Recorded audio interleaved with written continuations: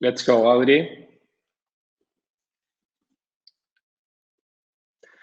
Okay, my people, welcome to the second day of this first edition of the BHR Virtual Summit.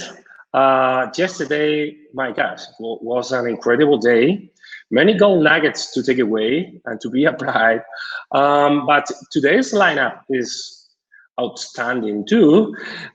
Today, we are going to open the session with probably the special one speaker. He's the director of membership at CIPP. She is one of the most influential speakers and commentators in the UK. He's a writer. His areas of expertise are organizational development, culture, learning and development, corporate ethics, employee engagement, and of course, future of work. David, delighted to have you here. Welcome. How are you? I'm really excited to be here. Really excited, and the platform's brilliant. The rest of the speakers are brilliant. I'm genuinely delighted. Thank you, and I can't imagine a better start today having you. Thank you for being here because I know you are in so demand. You are so busy. Thank you for being here. Let's enjoy your time, please, David. Hello, so welcome to day two. I am genuinely delighted to be here. I had a slight mishap. I just wore my Bluetooth earphones to the toilet and was very concerned that everyone would be able to hear that. That isn't a situation I would have got into a year ago, which potentially is a wonderfully descriptive way of saying that everything in the world has changed in a really short amount of time. So I am not going to give you a polished speech. I'm not going to give you really any models or any wonderful constructs of thinking about the world, because you have a whole day ahead of you of, I'm sure, incredibly polished and informative and well thought through presentations. I want to talk to you for 40 minutes about what's happening in the world currently, about where we might be going next, about why it's very important not to listen to anyone who confidently says where we're going next, and potentially share some things that just provoke your thoughts as you get the rest of this rich content through the next few days. It's a really difficult time to be alive. And whilst this may be, I hope, a joyous event, it's against a hugely tragic backdrop. And one of the things that we need to work out is, what do we want to come from this? It's a public health crisis, like most of us will have never known.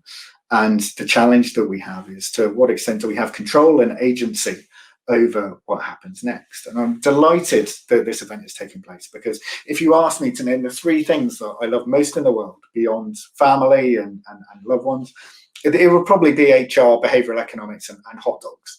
And despite the fact that there are no hot dogs available in a virtual environment, the first two things are really important. And more importantly, I want to talk about, before we get into what does the future look like, why actually there are two things that are really important in that future.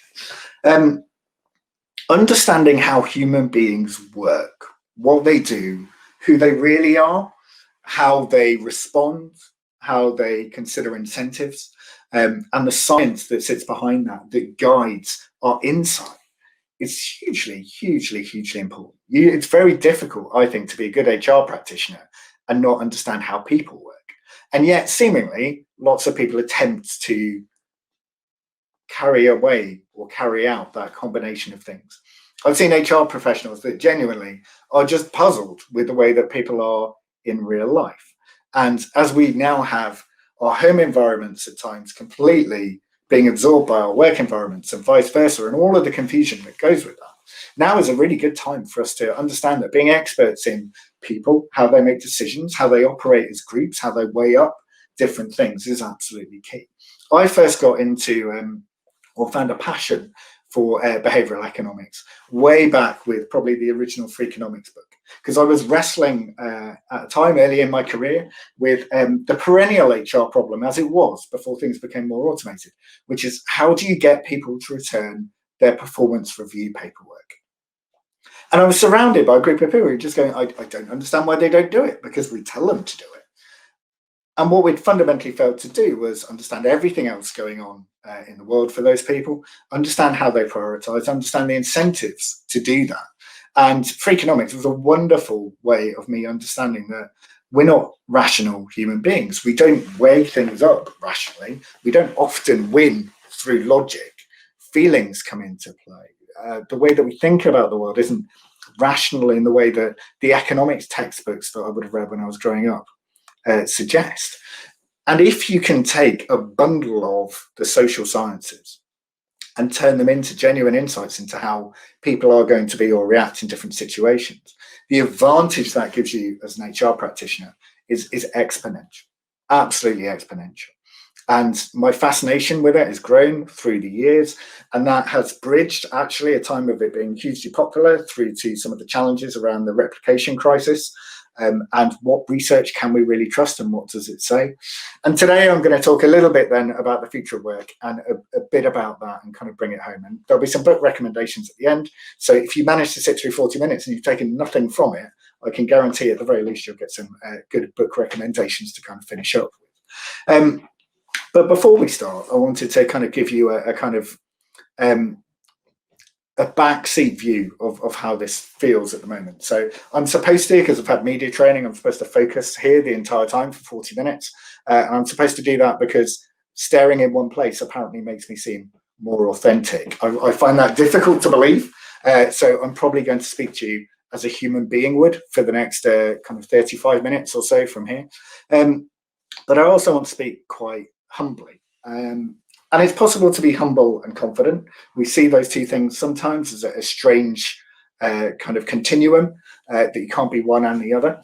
But I am confident that lots of the people that are telling you how things are going to be in years to come don't know what they're talking about or aren't open to the fact that they may be wrong.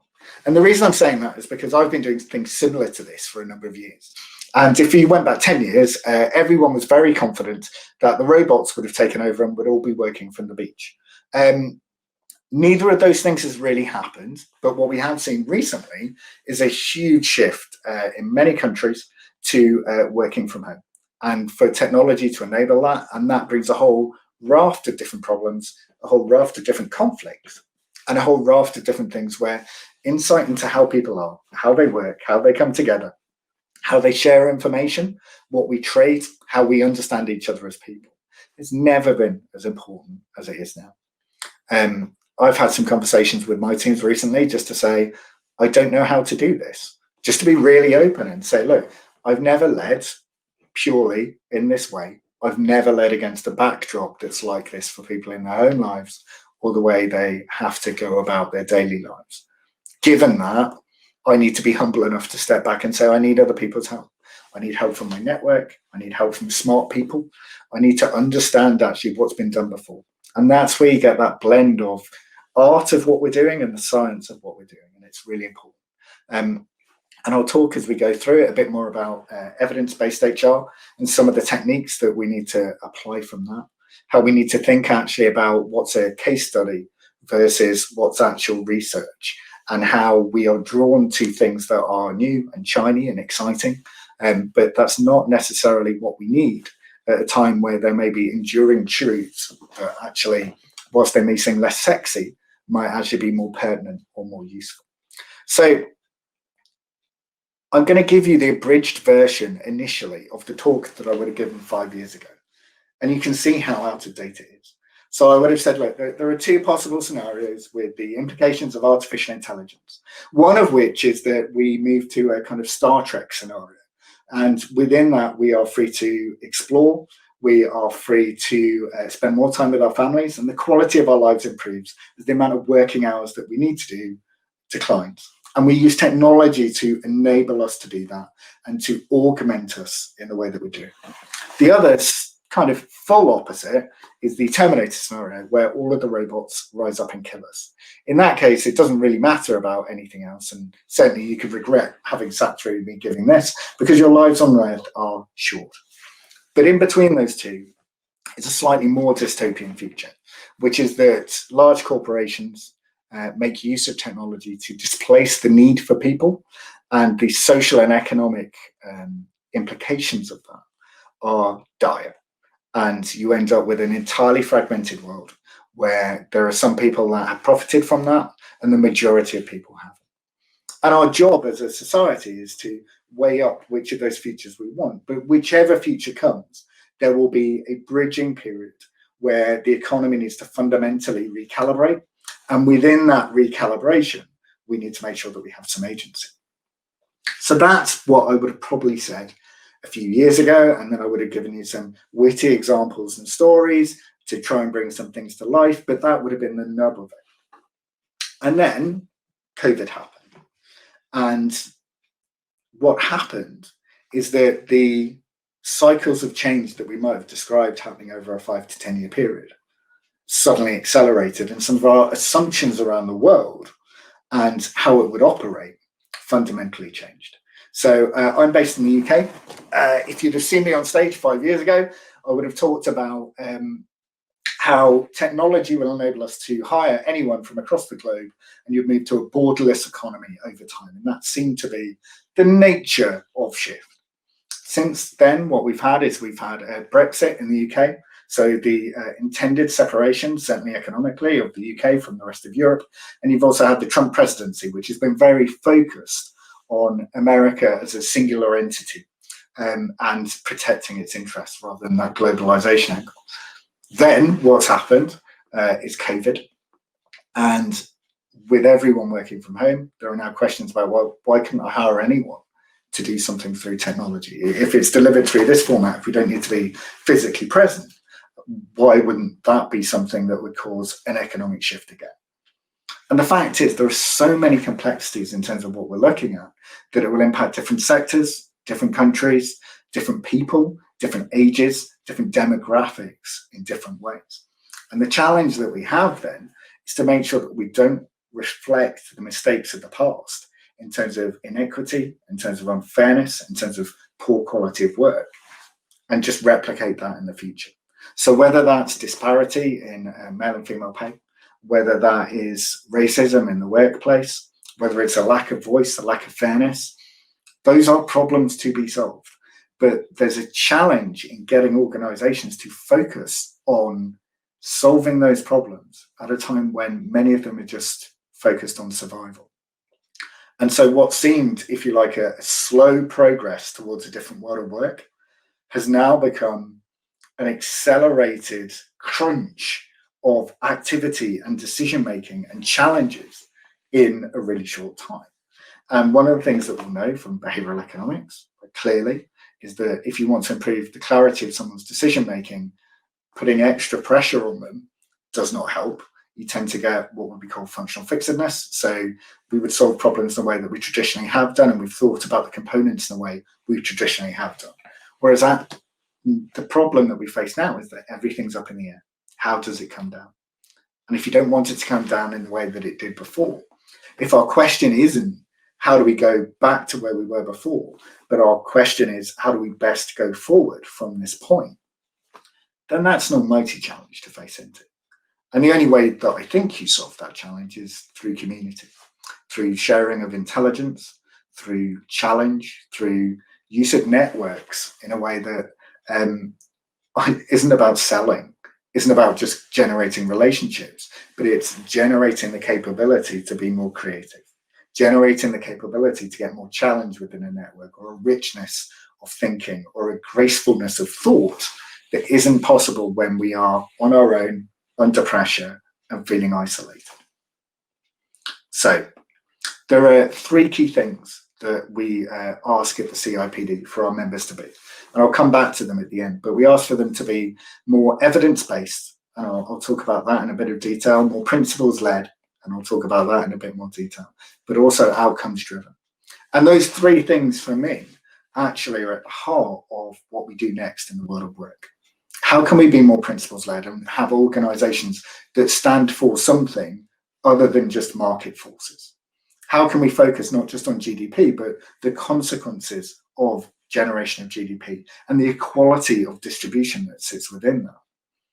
Because we know that markets are very good for moving money from one place to another efficiently. What they're not very good for is genuinely solving for happiness or well-being or any of the things that we might actually count and matter to us as human beings. And there's a famous Bobby Kennedy speech that talks about the deficit of GDP thinking, but we're well over half a decade away from that speech, and we still haven't made that advance in terms of the richness of our thinking about what we really need and what we're solving for. So organizations that are principles based, that think about actually their obligations rather than just their opportunities, are absolutely key going forward. But the other things that we ask to be matter as much. So evidence based, and that is where for me, thinking about people and the research that has been done and what we understand from different stakeholder groups and what we can know and what we cannot know is hugely, hugely important. Because now is a time for learning, now is a time for testing, now is a time for experimentation. And when we talk about being evidence-based, it shouldn't be a limiting factor. It shouldn't be that you need concrete science, because science doesn't work like that. And anyone listening to this, I'm guessing, unless this is your first time in this environment, will know there are no hard and fast answers, and that things vary by context, things vary by time. Lots of research is done in one particular sector, but experimenting and seeing from what other people have learned, does this hold true here? That's a skill that we need to pick up as HR practitioners. That testing and experimentation cycle, and the humility and humbleness to be wrong. To just go, we tried that and it didn't work. And not in the way that you hear when you join an organization, which is never try that again, but we've tested this and we've learned a bit from it. But actually, that's not going to be the thing that fixes it. And the challenge that we have in this enforced way of working, either from home or remotely, or in a way that's different, is that we need to unlearn some of the things we have only recently learned. So for many organizations, we shifted from a traditional way of working that had been embedded for years to needing to work remotely. And we're just delighted that we've been able to do that. But what we haven't then done is taken the shift to go, look, is this the way it should work? Or is this just a poor facsimile of what we had prior? Are we defaulting to the way that we work being dictated by what was prior rather than how we best solve for the problem in front of us? And then the other area that we talk about is being outcomes driven. And that is far more important than ever. So what's interesting is that for our research, so this would apply to the UK, we have surveyed 1,000 employers, and the majority of those employers say that people can work and have been working as or more effectively, more productively from home. And that is a shock because people didn't expect that. But if we can focus in on what people contribute, the difference that people make, then actually that is far more effective than working out how long they've stayed in a chair. Because you never hire someone, normally, possibly with the exception of security guards, to primarily sit in one place for a day. That's never the challenge. You never go, that person's got a bright spark in their eye and they've scored brilliantly on the testing we put them through. But most brilliantly, they managed to sit still for the interview process. We hire people for their capabilities. We shouldn't then assess them on their presence. We should assess them on their outputs. And if we can get more nuanced in that space, and actually if we can start understanding the multiplier effect that good people in organizations can have on others, the ability to bring the best out of others, and start understanding that, then we can have a different framework for the way that we think about talent and performance in organizations. So I'm not going to confidently tell you anything that's going to happen next, but there are some key questions about what might happen next. I know that you've got a session coming up later on location. And at the heart of it is, where is work best done, and avoiding creating universal rules. So it can't be a lazy, should everyone be in the office? Should everyone not be in the office? It needs to be understanding actually how that plays out for a host of different people in a host of different scenarios, doing different work types at different times. It needs to be about working smarter, not just about where work is done geographically, and not a binary answer to that very complex question. And what I've seen already is a lack of nuance in the thinking in that space.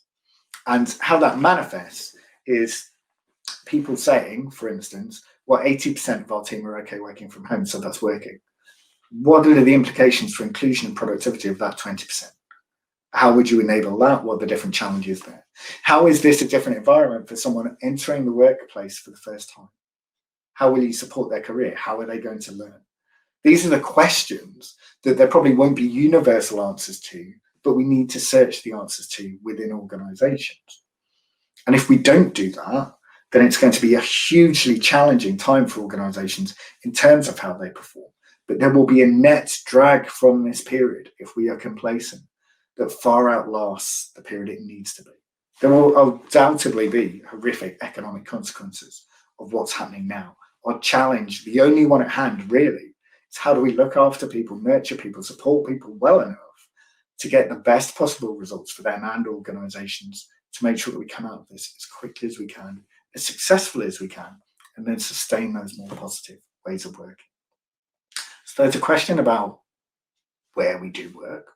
There's a very important question about how we do work. Has that fundamentally shifted? Is leadership still the same in a scenario like this? Is management or organizational structure still the same? Is now the time that more organizations need to think about agile working and bringing teams together and bringing them apart more successfully in different structures? What does this mean for different sectors? What does it mean for hospitality? What does it mean for retail?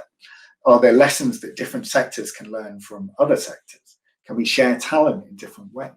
Do we restructure the working week? Because it shouldn't be centered around a working week that was created, primarily for factory environments. It should be centered around the research that we know around how people are productive now, or how they could be more productive. And then you've got questions that are possibly even more profound, which are why we work and who do we work for. And we've seen in the UK in particular, but we've also seen it in Germany, France, other countries, the state taking more of a role in looking after people through this period, but also taking on some of the responsibilities traditionally of the employer. People's expectations have changed. In the US, obviously, the role of the government there is hotly disputed at times, and what happens at different levels in different ways. But how we care for each other as a society has to be one of the core questions that we ask. And what are the manifest differences that you might want to expect from business or responsible businesses on the far side of this are also absolutely key. And we've seen that not only through COVID, but actually we've seen that through Black Lives Matter. We've seen that through an increased focus on race in workplaces and the implications of that. Do we want organizations to be purely profit-seeking, or do we want them to be purposeful? And what do we mean by that? Do we mean that they've got something good that they can put in the annual report each year? That it seems the work they're doing is noble? That they donate to good causes, but they still do bad things in the background? Or are we holding organizations to a higher standard on the far side of this? And I would hope that it's the latter. I would hope that we get more organizations that are positive, that the difference they can make in the world isn't just to a bottom line, but is to the communities that they operate in, to the people that come and work for them, and to the people that consume those products as well. And I don't think that's idealistic. I think that is possible. I think with the changes that we're going through now, we have a possibility that's generational to rethink the way we do some of these things, because they just weren't working before. Workplaces aren't fair, they're not transparent, they quite often are horrible places for human beings to exist. And if we, through these tragic events, have an opportunity to reshape that, we absolutely should be doing that. So the interplay between all of those different factors in different segments during a global recession is the reason that I'm saying if anyone tells you they confidently know how things are going to look in 5 years' time, they must be lying, because nobody knew how it was going to look 6 months ago, or they were guessing, and maybe some people got that guess right. Nobody knows how it's going to look in 6 months' time. So all you're looking for is the nubs of those emergent ideas, those concepts that actually we would like to hold on to. And then it's about puzzling together as to how we do that. So I've got enough time to kind of go into those concepts of evidence-based, principles-led and outcomes-driven in a bit more detail, and to get in some slide references to some excellent behavioral economics texts. But now is the time for you to start, if you fundamentally disagree with me on any of this, to start firing up the questions and thinking about how they may look. And if you fundamentally agree with me, start thinking about how you might frame some of those things as questions. But we talk about being more evidence-based. And the way that I describe that is sort of a really bad joke. So imagine that you are walking down the road and you see someone sprinkling white powder in the road. And you go up to that person and you say, "Excuse me, what are you doing?" And they say, "I'm sprinkling elephant powder." And you say, "Well, what's elephant powder?" And they say, "It keeps elephants away." And you say, "But there aren't any elephants around here." And they say, "Yes, it's brilliant powder." HR departments across the world specialize in elephant powder at times. We don't look at the science. We don't look at the research. We don't look at, quite often, anything apart from whichever company is getting featured in a magazine of our choice or on a website as a case study. What we do is we assume there is a causal relationship between the activity we do and some output in an organization. The organization succeeding, we launched that thing last year. Therefore, the thing that we launched last year must be a good thing. And now is the time for us to have a crusade to eliminate elephant powder in organizations. Now is a time when we are so busy and under pressure and organizations are struggling so much that the extraneous work that adds no value must be something that we attempt to stamp out. Because we need time for creativity. We need time to work out the right solution to complex problems. We need time to experiment. And that means being beholden to all of the mechanics that we had before that may or may not add value is a really bad starting point. If we get the chance to start from scratch, if we stop doing the things that quite often we get patted on the head for because they feel like the sorts of things HR should be doing, then we have an ability to play a key, important role in reshaping where we go next. Not because we should be patronizing or judging businesses, but because we should be enabling businesses to thrive. And if we've got practices that we haven't examined deeply enough in terms of their validity, in terms of the scientific basis for them, or even more locally, does this work? Have we evaluated it? Do we really see a change from that? What would happen if we stopped it? They're the things that we should be doing. I always remember one of the easiest tests that I've ever seen, easiest experiments, was an organization that was curious about, of all of the hundreds of management reports that it opened, that it produced each month, and all of the effort that went into that. So one month they sent them all out password protected, and they said, "Please contact us for the password." And then they simply stopped producing the reports when nobody had asked them for the password. That's how you kill elephant dust, in an easy form. It gets more complicated when people make assumptions around the link between activity and performance in a different way. And that's where we have space to play about, I hope, and try things. So stop doing some things. When you're shaping your organization, stop doing some things. And if there's no damage done, or things are even better, then think about what you might want to layer in and how you use that time. So be more evidence-based, commit to a rounded evaluation of what you do and why. And it doesn't take much time to be more evidence-based. It doesn't take much time to actually, before you start a year-long project or initiative, or make a significant change in a business, to spend a few hours or even half an hour going, what do we really know about this? Is it that someone's just read it in a book as a paragraph? Seems like a good thing. Are we doing it because Google did it? And if we're doing it because Google did it, is that because we want to be a giant search engine? If not, why are we doing it, and will it work here? And if you can do that and step back, then a whole world opens up. And if you've got more space, then the ability to say, actually, someone is doing an interesting thing, let's just pilot that, becomes more possible rather than a large-scale commitment. Because initiatives kill HR teams.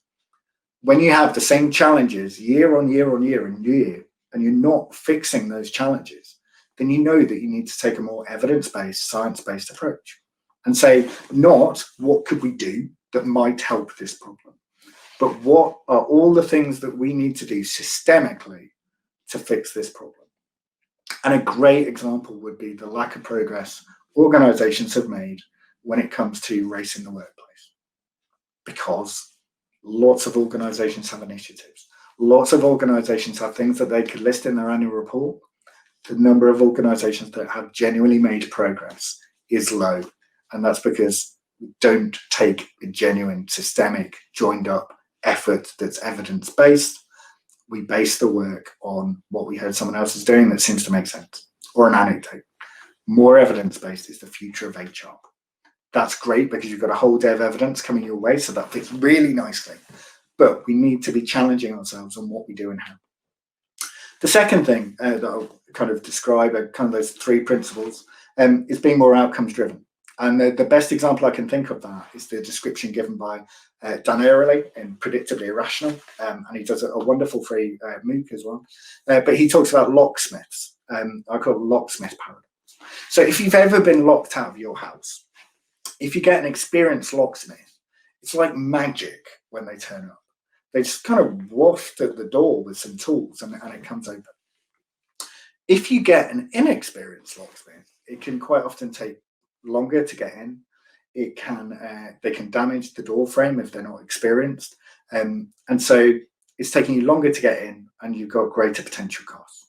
But what Dan points out is that quite often we resent paying the person who just spent least amount of time there.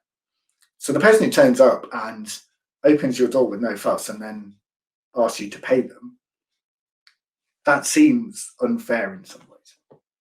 The person who you can see they're putting in blood, sweat and tears to try and get the door open, and they're trying their level best, and it takes them a significant amount of time. Well, yes, obviously you want to pay them. And that's because we pay for, all too often, effort rather than expertise, or effort rather than actual output. Because if I asked you to set KPIs for a situation where you're locked out of your house, you want someone to come along and get you back in as quickly as possible and not damage your door. That's pretty much it. But human nature, and this is where we're irrational, this is where we're unreasonable, this is why it helps to understand behavioral economics. Human nature tells us that we don't weigh those things up in the way that you would do in the cold light of day. We weigh it in a very different way, in a very human way. And we do the same in the workplace. We reward people for effort. We talk about people's work ethic. We don't talk about, actually, they just found a really cute way of getting it done, and then they kick back for the rest of the day. There's a lovely quote from Bill Gates, a lovely, lovely quote where he says, if I've got anything remotely difficult to do, I will give it to the laziest person I know, because they'll find the easiest way to do it. And now, of all times in our economic lives, this is the time that you want lazy people. And I realize that's counter to everything that we normally say about work ethic and commitment and dedication and discretionary effort in organizations. How do we get more? What if we didn't want more discretionary effort in terms of time, but we wanted more people thinking smartly about the work that we do and finding shortcuts, or being inventive, or being creative, or going, yeah, I don't want to do that task in that way because that'll take me forever. Here's a quick way I can get 80% of it done in 20% of the time. Organizations full of those people, they're good, exciting organizations to be in. Not with people cutting corners the whole time, but with people being creative and focused on the task at hand and ways of delivering. And whilst we still keep rewarding people for being in the office late at night, although probably not at the moment in many cases, but whilst we have that as a mindset, how committed are you in terms of time, not what is your outcome, we will continue to get our understanding of talent. And then the final thing that I wanted to talk to you about before some book recommendations and hopefully some questions was about the Challenger disaster. And it seems odd in the middle of a disaster as depressing as the one that we're in now, with a well-being crisis happening around us, to talk about something as sad as that. But it's a case study in terms of principles and ethics and commitment to understanding what's right and what isn't. And it's a case study in voice in organization, but it's also a case study in humanity. So for those of you who don't know, I'll assume everyone knows about the Challenger disaster. Shuttle launched, explodes very shortly after launch, everyone on board killed. But the NASA website has a wonderful post-mortem of the events that took place. And there's a key meeting the day before where the engineers are explaining that whilst they haven't tested the shuttle at the temperature we'll launch at, they've tested it towards that range and parts fail. And the management team would like it to launch, and they are very overt in saying that because there's an absence of data at that point, we're not going to assume that there's going to be a problem. And it's the equivalent on reflection of saying, I've burnt my hand at 100 degrees, plunging into boiling water, but I've never tried that at 105 degrees. You know that it tends to be too warm, and it's going to be even warmer. It's definitely going to be dangerous, but they wanted to launch. And there's a chilling moment in the meeting, a classic OD case study, where someone turns to the head engineer and says, I need you to take off your engineering hat and put on your management hat. Essentially, you need to shift from your expertise to the organizational response that it wants. And in the NASA summary, you can go back and you can listen to some of the engineers describing their experience. And one of them goes home to their wife that night, and they walk in the door, and their wife asks how they are and how their day's been, and they don't reply. And then their wife asks them again, and she says, how was your day? And he replies, oh, it's fine. We made a decision today that's going to kill everyone on that shuttle tomorrow, but apart from that, it was okay. That's how certain the engineers were that calamity was going to happen. And there's a chilling recounting of a period where the shuttle's just launched, but it hasn't exploded yet, where they are praying that all of their expertise that they've gained in their lives is wrong. To go back to that point around evidence-based, that they want to be wrong in this case. They want their expectation to be flawed. And it takes a little longer for the shuttle to explode than they thought. And they think there's a moment where they get away with it. And that haunts these engineers for the rest of their lives. Should they have spoken up more? Should they have done more? Should they have moved outside the boundaries of what we'd normally consider reasonable within a working environment and done something more dramatic? And people have to live with those decisions forever. Now, our work in HR quite often isn't life or death. At the moment, actually, in terms of potential risk to people, we are starting to deal with some of those decisions. But for most of you, it won't be life or death each day. But that concept of voice, that concept of expertise, and a willingness to listen to science, even when it's not what we want to hear, or is counter to what we would want to hear, that's to a degree at the heart of HR. And whilst we may not make life or death decisions every day, we make decisions every day that impact people's quality of life. And that matters as much. So throughout your career, you have a choice around what you do and how. And we're entering a period, to come back to that notion of the future of work, where the future of work is unclear. It is fundamentally unclear. But you can shape what's in front of you. You can be part of communities that exert pressure for things to be better. And that gives us the best possible chance of whatever comes out of this being a more healthy, positive state than we've come into it.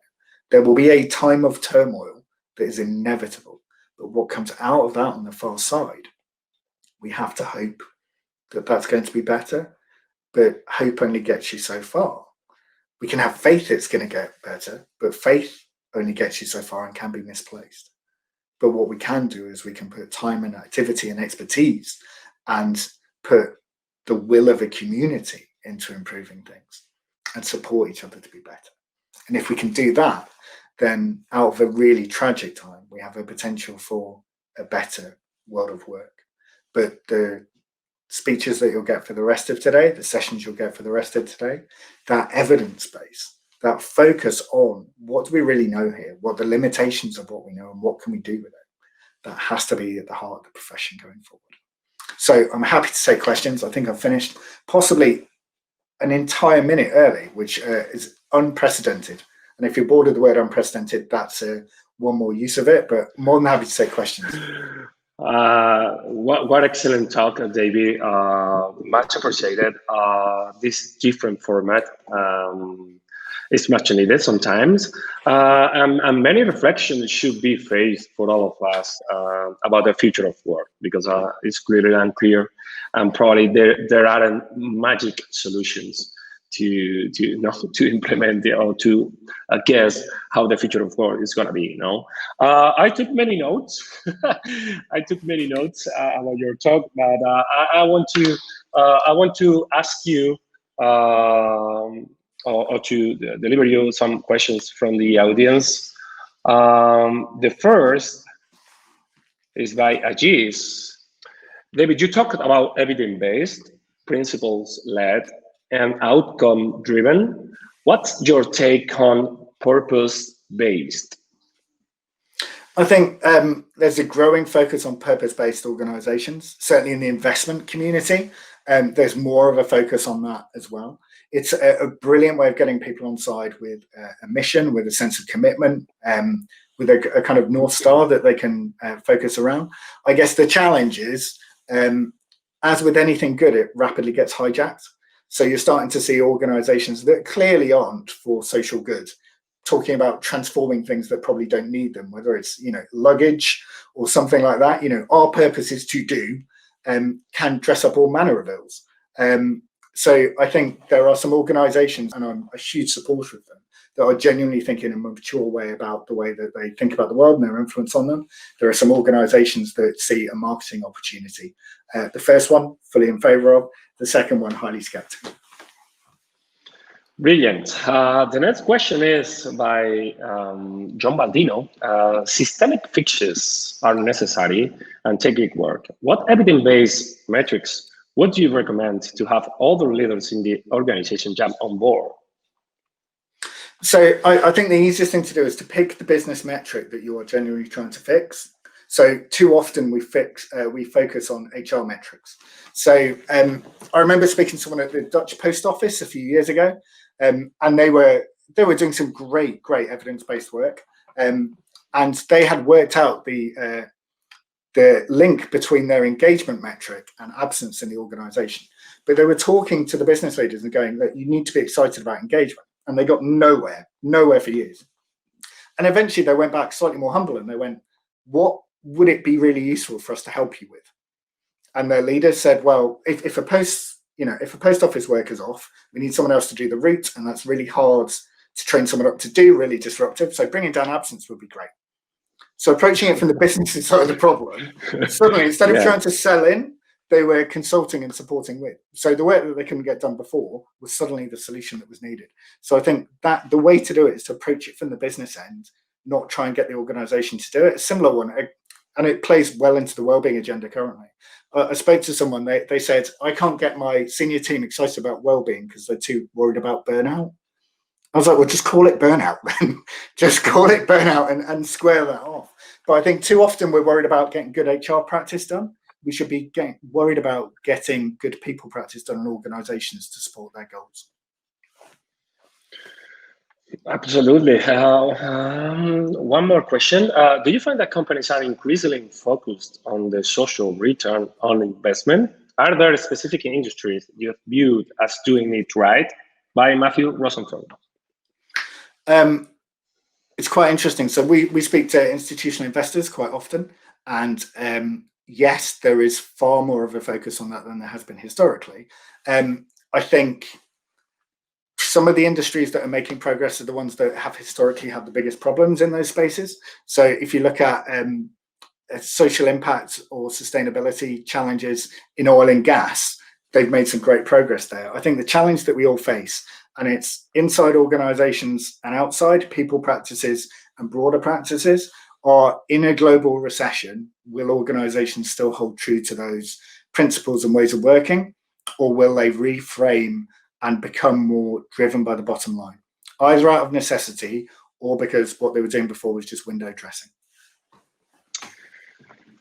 Cool. David, I have some notes. You were talking about humanity and how to be more humanistic. This is something that I'm pretty interested in, how to transform organizations in more humanistic organizations. Now that many people are working from home and working remotely, what is your reflection about that? How to transform organizations in more humanistic? Is there a critical key factor to get that in your point of view? I think if I had one tip, because it's obviously, it would be another session in itself, and I'm sure you've got similar coming up, but my one tip would just be about language. So the more we make our language remote in the workplace from the way that we talk as human beings normally, the harder it is for the social connection and the humanity to come to the fore. So whilst we talk about terminations when it's someone losing their job, whilst we talk about efficiencies when it's someone losing their job, you are automatically dehumanizing the organization. I spoke to someone a couple of years back, and they said, it was actually around technology usage, and they said, we've identified 2,000 efficiencies. And I said, well, those efficiencies have plans for Christmas. When you call them efficiencies, you create an emotional distance. And actually, as HR professionals, we need to stay close to that human element. Doesn't mean we don't need to make difficult decisions, but there's a human burden to that, in the same way there should be, not just I ran a career program, but I really helped some people make a difference to their lives and the quality of their lives and their working lives. So there's an upside and a downside to it. But if we want to be more human, just speak like human beings, be disappointed, be happy, be upset, be all of the things that you can be as a human being. But it goes back to that complexity around authenticity in the workplace. There are some things that people authentically are that I don't want anywhere near somewhere I'm working. But the best bits of people, try and get them in. Yes, absolutely agree with you, David. One of the things that you have commented is about productivity, performance. Probably we should, organizations should redefine the concept of productivity. And you were talking about networks, about generating the capability to be more creative. Many times it's not about the presence in your office or in your position. It's about your value, or the value that you can add to the organization. What do you think about that? Because I think this deserves to be more explained. Yeah, I think one of the things that we're really bad at, just in organizations as a whole, because it's really hard to solve for, is you look at someone's work over the course of a year and you might assess the quality of that in terms of their output. But what if every meeting they're in, there's a greater chance of there being a sensible decision? What if every time they've interacted with a colleague, that colleague feels better about their day and goes with a zip about their work? And we know that you have people like that, but quite often you wouldn't be able to define it within a traditional job role. Why are they excellent? Well, competency isn't often meetings are better with them in, but that's invaluable to have in an organization, because you only need 5 decisions to go a different way for the commercials to be very different. And likewise, we've all worked with people that their output is technically correct, technically good, the work they drive is great, and everyone else is worse off for them being in the organization. And until we start facing into that and measuring that, and it's really hard to, or in the absence of a measure, using proxy measures but taking it seriously, we'll continue to fundamentally undervalue that network effect within organizations. Yeah. David, I love one thought that our audience wrote by David Kitchen. I love this. We are focused too much on HR problems, HR issues, and not on people issues or people problems. Wow, this is probably one of the most challenging situations that HR will have to face, no? And learning the traditional stuff. Yeah, I mean, I speak to HR teams and they're still delighted because they've made lots of you say, what have you achieved this year? They've reinvented the performance management process. They've introduced a new process over here. They've done a leadership program, but we don't deal with the substance quite often. So, I've known genuinely leadership programs, top talent programs, senior programs be introduced just because the finance director is horrible. Right, you're not going to fix your problem with the finance director being horrible by everyone going on offsite. That's not the way the world works. But we do it as a proxy for it, because we don't. To go back to our point about language, we don't get to the heart of the issue. We don't just go, look, the problem isn't the group dynamics here. The problem is Gary. No one wants to work with Gary.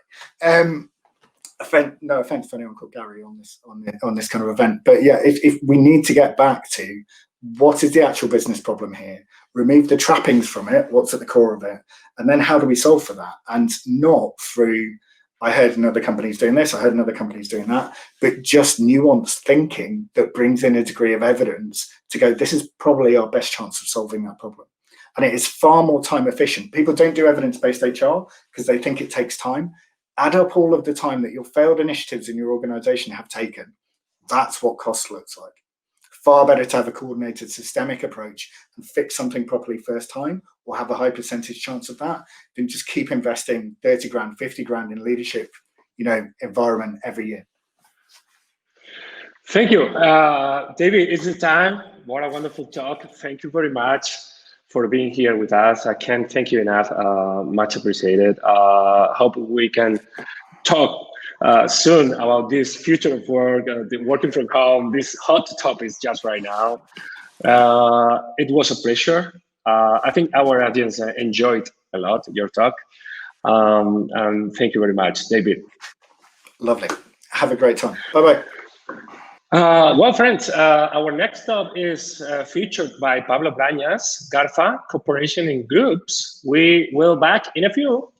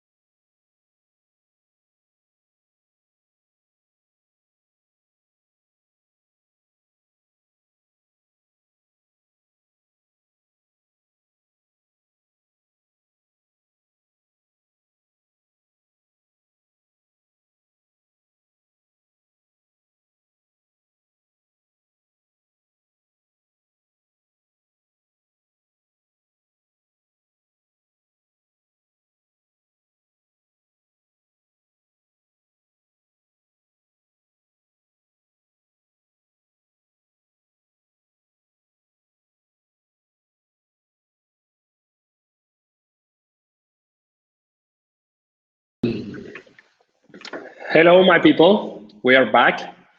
Now we are going to continue with a special talk. It's a really special talk for me because Pablo Brañas is my father talking about behavioral economics. I still can remember when I met him in 2013. It was I was shocked, by the knowledge. Well, his expertise. Pablo Brañas is many things. He's a behavioral economist. He's professor of behavioral economics at Universidad de Loyola in Córdoba, in Spain. Previously, he was professor of behavioral economics at Middlesex University in London. Ex-president of SEIB. Many things. Pablo, my friend, so happy that you are here because I know you are very, very, very busy because we are living difficult times. How are you? Fine. I'm at home now. Thank you for being here. It's your time. I don't want to take your time. Okay, so go ahead. Let me know that you see everything properly with my screen, because I don't know whether you see my pictures or you see my screen. You see my screen now, no? It's okay? You see me? Hello? Okay, it's working now? Okay, so thank you very much, Frank. Everybody's here listening, and today I'm going to talk about cooperation in large groups, which is a very well-known topic in experimental economics. Okay, before starting, let me do some warnings. I work in academia. I'm professor of behavioral economics with very small or tiny experience in the real world. Okay, so that means that I'm not a super good speaker, although people say that I'm a good speaker, and my slides are gonna be, not that super cool like others. Okay, I will do my best. Okay, so today I'm going to talk about what we have learned about cooperation in the last 25 years. And, cooperation fails, no? Cooperation is complicated. When there are many people involved in something, to achieve the social goal is complicated. But the question is that to achieve many goals in life, we need to cooperate. So we are living in society, we are living many people, and then we have these goals that are beneficial for the entire society, but cooperation is difficult. And a critical issue is the lack of involvement of certain individuals in the common project. So we have people that, although they realize that cooperation is important, they really don't want to cooperate. And this is the well-known free rider problem. I'm going to talk about this. I'm going to explain precisely what is the meaning of free riding. And basically, the idea is that when certain people see that everybody's cooperating, is being nice, then they have the temptation to behave selfishly. Okay, this is a very, very well common example, which is the lighthouse problem.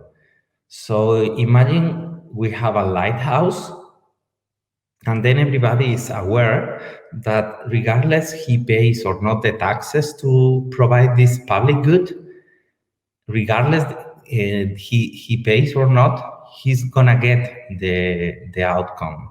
He's gonna get the public good. So this is called no excludability.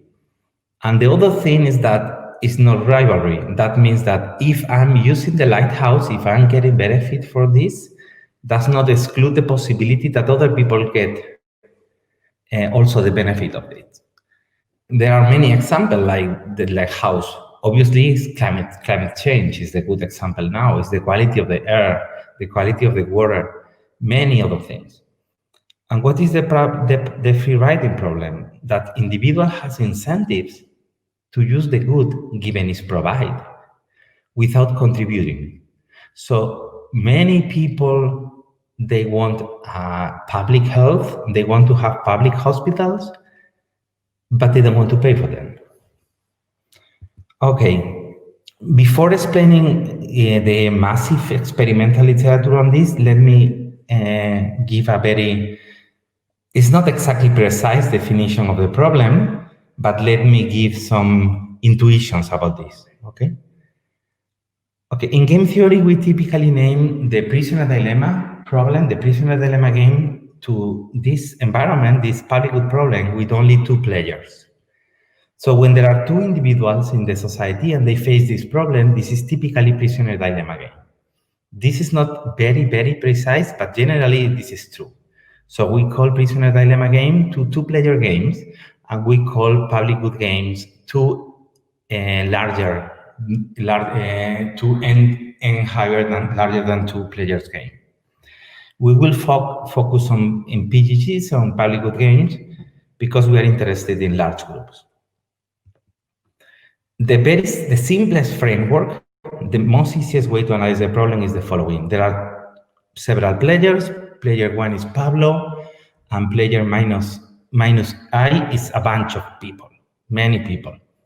Pablo has 2 strategies. One is to contribute, to pay for the lighthouse, say pay $100, or not cooperate. So keeping the $100 for myself and enjoying the lighthouse.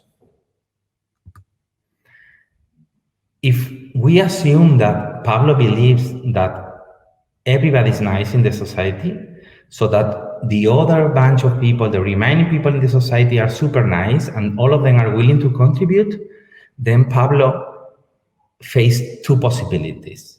If he selects cooperate, contribute, then he's gonna get the lighthouse and he's gonna lose $100. But if he doesn't select cooperate, if he decides not cooperate, then he's gonna get anyway the lighthouse, but keep the $100. What is the prediction? Obviously, Pablo won't contribute. And what happens if Pablo believes that the rest of the people are not nice? So Pablo believes that the rest of the people in the society are selfish, they are not gonna contribute, nobody's gonna contribute for the lighthouse, etc. So obviously, in a way, Pablo contributes. So the Nash equilibrium, the prediction, the theoretical prediction is there is no provision. Okay, hopefully, in real life, not everybody is that rational.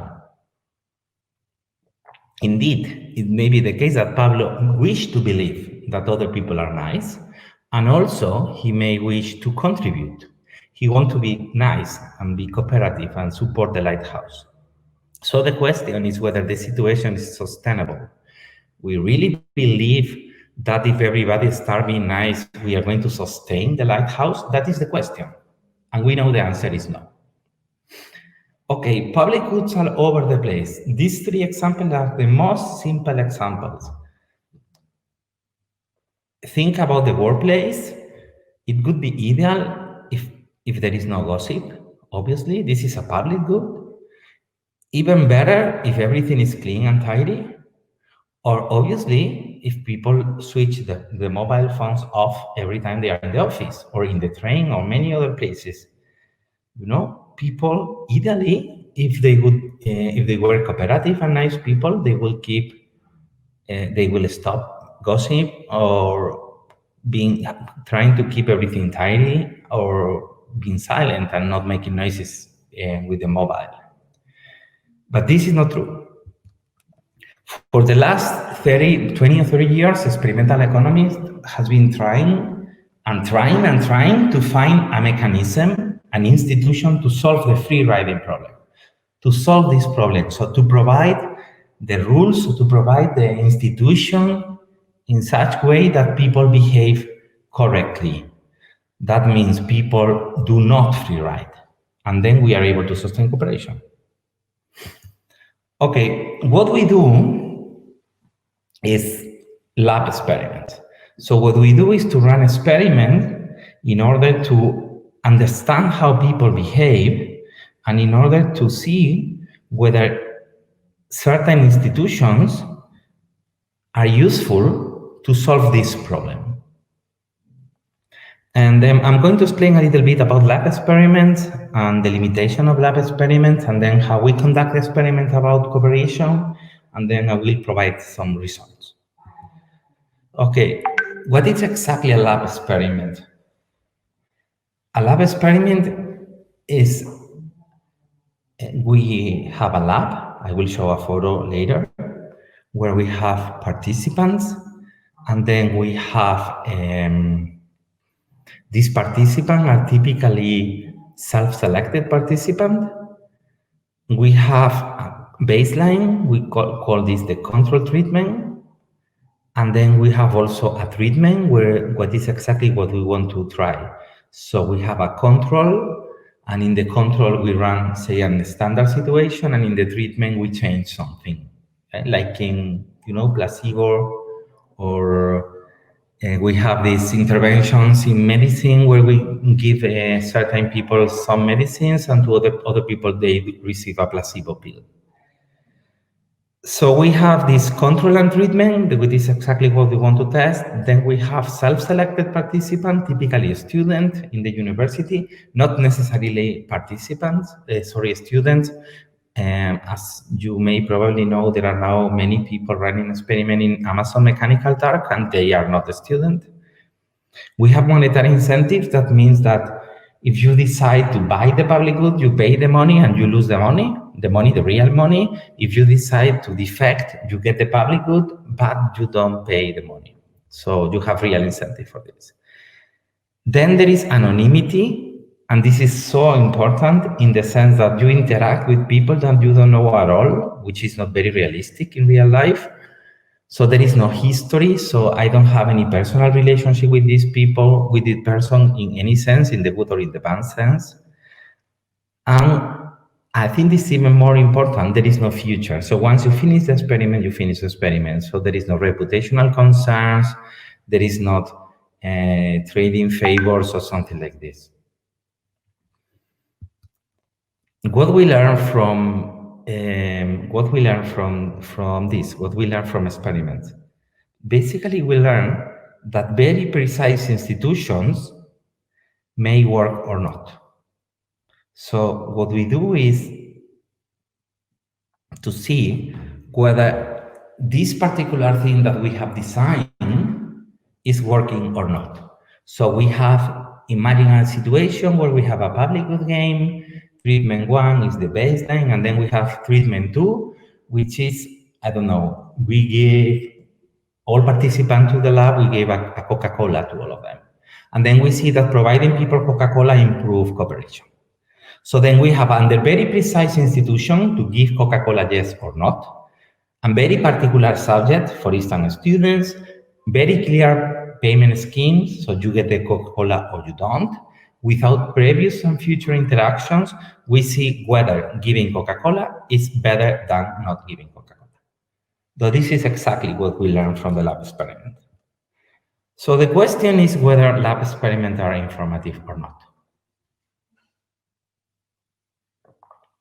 So what we learn from lab experiment is how people react to treatments. Okay, so how people behave under treatment 1 or under treatment 2. And an important thing here is that if we decide the experiment, if we design the experiment, we are the ones who decide the treatment.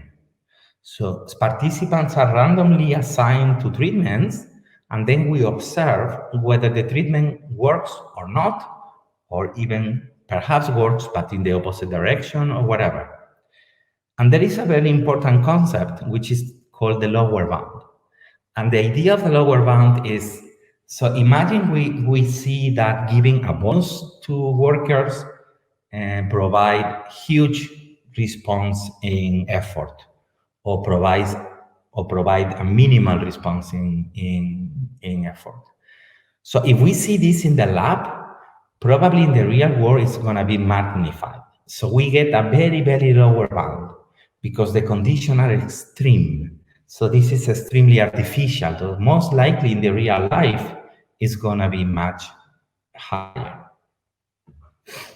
Okay, so let me give you an example of the setting where we run this cooperation experiment. We have participants in a lab. This photo came from Vienna lab in Austria.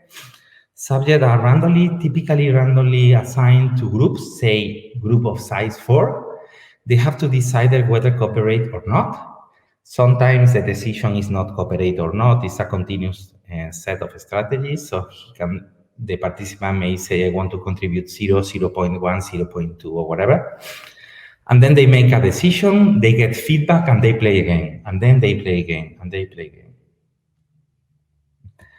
Okay, so let's talk a little bit results. So what we have learned about cooperation. So I would say this picture reflects quite well what happened in the lab. So we have a huge number of people in the lab playing this game. They are in groups of 4 people, and then they start cooperating. If you see here, for instance, number 6 means that 60% of the people decide to cooperate. Number 4 means that 40% people started cooperating. Okay, so then you see that the top line, the one with these white squares, is always over the black one with the black dot circles. So that means that people in the treatment in the top is cooperating more. Then you see from the black line that cooperation starts at 4 and is going down, down, down, down, and down. The difference between these two treatments, the one in white and the one in black, is that in the white treatment, we have 4 participants randomly assigned to one group, and they play repeatedly 25 times, but the configuration of the group is always the same. The difference with the stranger, with the black dot line, is that participant every round form a new group. That means in round number 1, we have 4 participants. After playing the first round, they rematch again with another 3 participants, then rematch again. So every time they play with different partners. This is called strangers. And while the figure in the line in the top reflects participants that are matched together, always playing together. This is called couples or partners. We have 3 important lessons from this figure. The first thing is that cooperation among strangers is difficult. It's really difficult. You see, start at 4, ends at 1. That means 10% of the people cooperate at the end. We see that among partners, cooperation is, say, easier. Still is not that big. You see that they start at 6, go to 4, then to 6 again, then to 5, then to 6. Okay, you see it's going up and down. And there is an systematic evidence of this called decline. Sustaining cooperation over time is really, really difficult. So still you see that even among partners, cooperation is sustained until round, say, 13, 14, and then goes down. And after round 20, is going really down. This is called the end game effect. So when people are realizing that the story is going to finish, then they start defecting because they are not interested in cooperating anymore. And the idea that we have here is that people, when they start cooperating, they are nice and they try to be nice with the other people. So they give these good signals that, you know, I'm a nice guy, I'm cooperating, and then everybody's being nice to each other, and then they are able to sustain cooperation. But once the story is coming to the end, there is no need to hide your real type. There is no need to look that you are nice if you are not nice. So then at the end, or very close to the end, people start showing the real face, and then they start defecting, as you can see in the figure. So there is a well-known story here, which is called conditional cooperation. The majority of the people, a large fraction, cooperates only if they consider, they anticipate, they believe other members will cooperate again.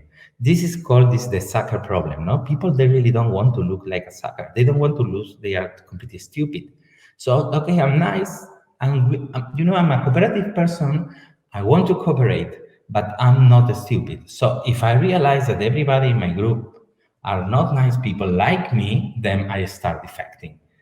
And this is the failure. Along, if you see this figure along the game, round by round, you start seeing there are many people that are defecting, and because they defect, the other react defecting too. And then at the end of the day, nobody cooperates. So at the end of the day, you go to round 22, 23, 24, 25, there is no lighthouse.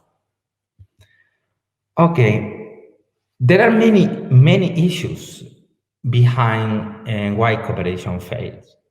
One of the big issues is this social comparison, is what we call envy. So we have this figure, as you can see, where there is, you give a hot dog to the dog, and then he's so happy, then he realized that the other dog has a larger one, and then he felt like, terrible, no?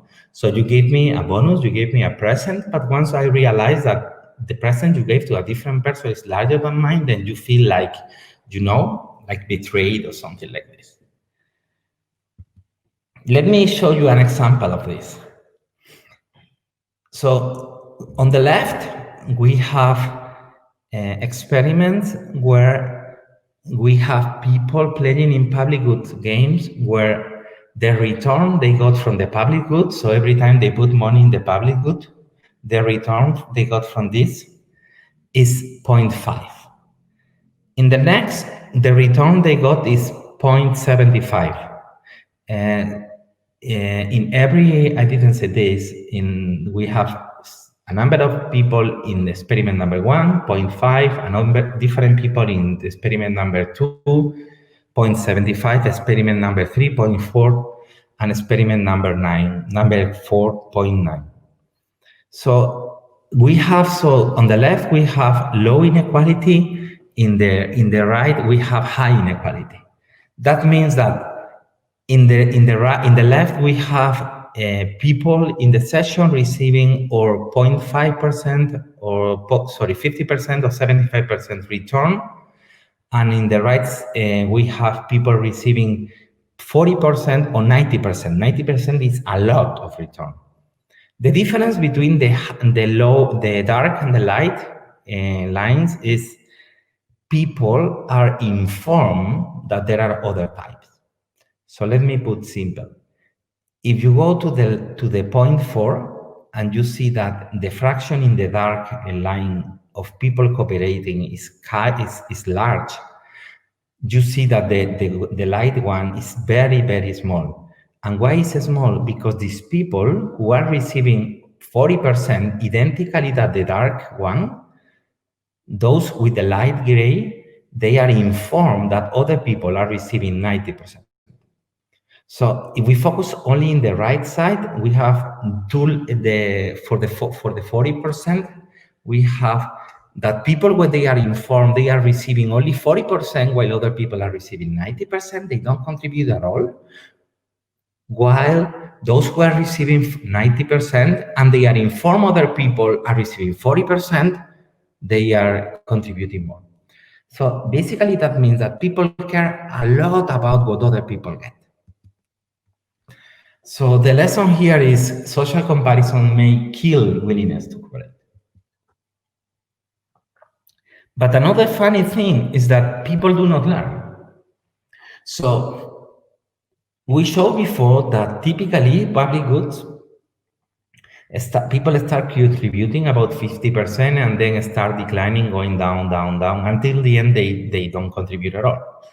So if we provide people with a surprise-free start, that means once the game is finished, say in period 10 in this case, then we say, okay, we play again. Then people start contributing again. So they are really willing to cooperate. Okay, they don't want to look stupid, but they want to give a second try. So they want to try again, try to reinvent cooperation again. This is the same result from a different paper. You see here, they start cooperating, then they go down, and then there is a surprise restart, and then they cooperate again. So people try again. People still really want to, they want to believe that cooperation is feasible. They really want to do it. Okay. So one of the main reason why people do not cooperate or stop cooperating is because other people, free ride on them, and then they feel stupid. So then a possibility could be, okay, why not if we give people the chance to punish free riders? So we let them to punish free riders. So you are playing the game, so then you contribute, you are so nice, and then you realize that player number 2 in your group is free riding. So then you punish him. You send him a -€5 punish. So that you send him a negative payoff. And because of this, the free rider gets negative payoff because you punish him. So this is the idea. So there are many papers on this, but I think the most famous one is this paper by Behr and Gechter. And this is a beautiful example. So you have here a different group of people playing for 10 rounds without punishment. So a standard public good game, you see they start cooperating at 6 on average, and then they go down, down, down, down. And then in round number 11, surprisingly, participants are allowed to punish each other. So that means if one of the members of your group behave in a way that you don't like, then you are allowed to spend money to kill him, to destroy his money. And then what happened? The people start cooperating. So this is a kind of miracle. If you see from round 11 to round 20, cooperation goes up and up and up and up. And even more, there is no end game effect. So this is a sustainable mechanism. So cooperation fails without punishment, but once you introduce punishment in the institution or in the economy or in the society, then because of the threat of being punished, people start cooperating, and it's sustainable. Okay, this is kind of good news, but there are also others that are not that good news. There is a second experiment also in Behr and Gechter to see whether using this punishment stage, so we start with people punishing. With punishment, you see they cooperate a lot, and it's quite stable. Then after 10 periods, we remove the punishment institution. So then people are not allowed to punish. And then we see whether this system works. So people are, once you remove the possibility to punish, then people continue cooperating or not? And the answer is no. So once you remove the threat, automatically everything goes down again.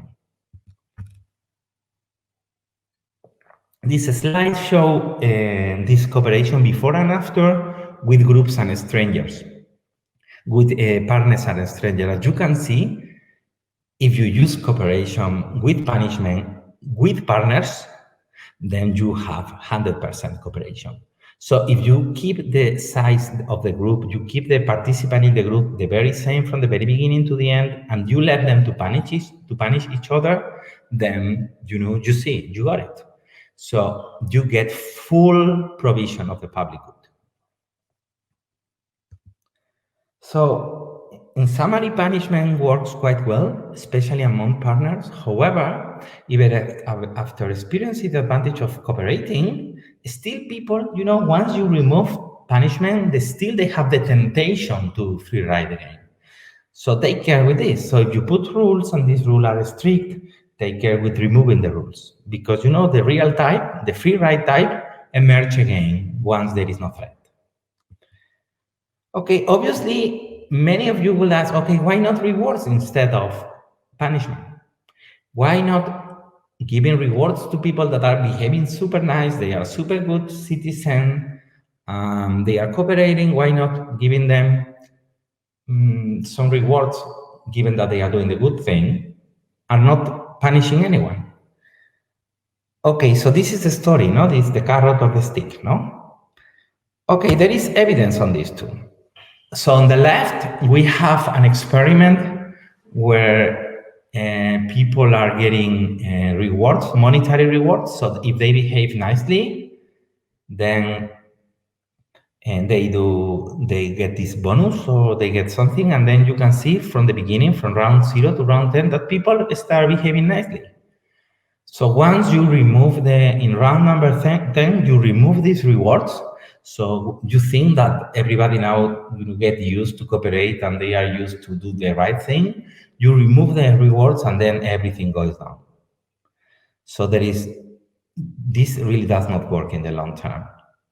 What happens if you do for larger time, instead of having people only 10 rounds, receiving rewards, why not?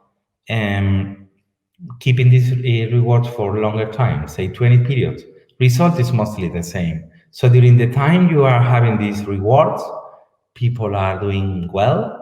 It's not as well as in the punishment, but it's fairly well. But once you remove these benefits, everything goes down. And this is something that I really wanted to show, because this is a very, very nice example with uncertainty. So you say among your workers, hey guys, if you do the right thing, you keep everything tidy and you don't make noise or whatever in the company. So you randomly, I will select one day to give you a reward to those who are being contributors. And then, so you don't specify clearly when you are going to monitor people to see whether they are keeping the environment tidy, etc. You say, okay, one of these days I will check. It's something uncertain. Okay, if you do a certain reward, okay, the lesson is very clear. It's not going to work. So this is quite clear. It's not working.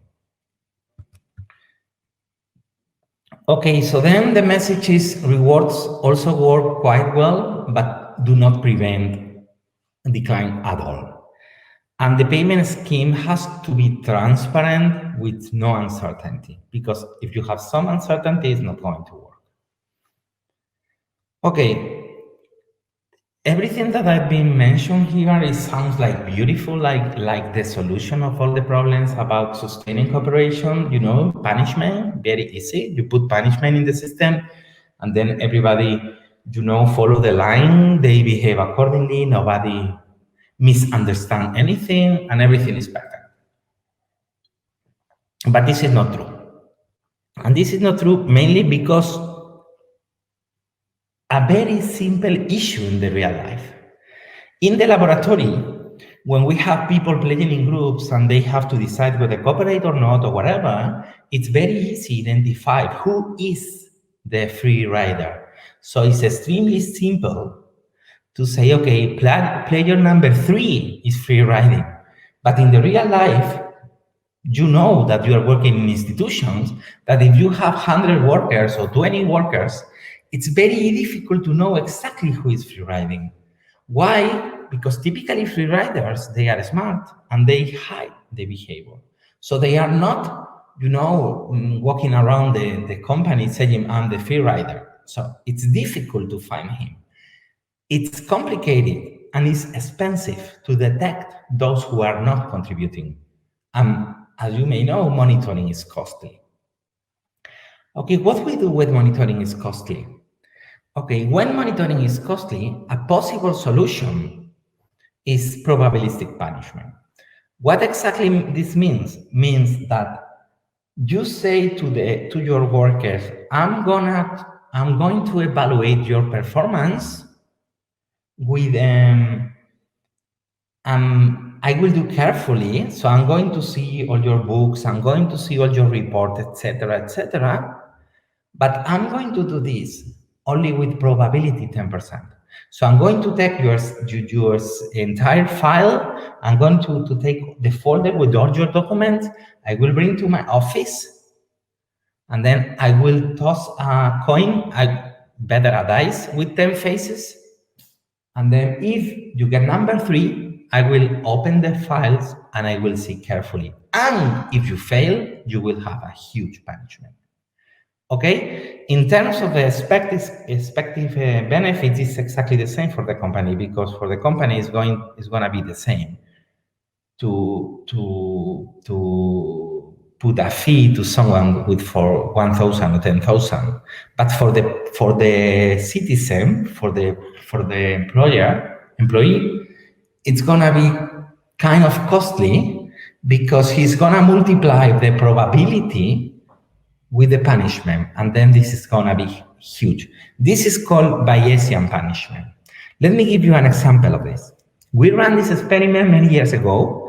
On the left, we have the baseline. We have people contributing in a standard public good game, and you see people contribute all over the place.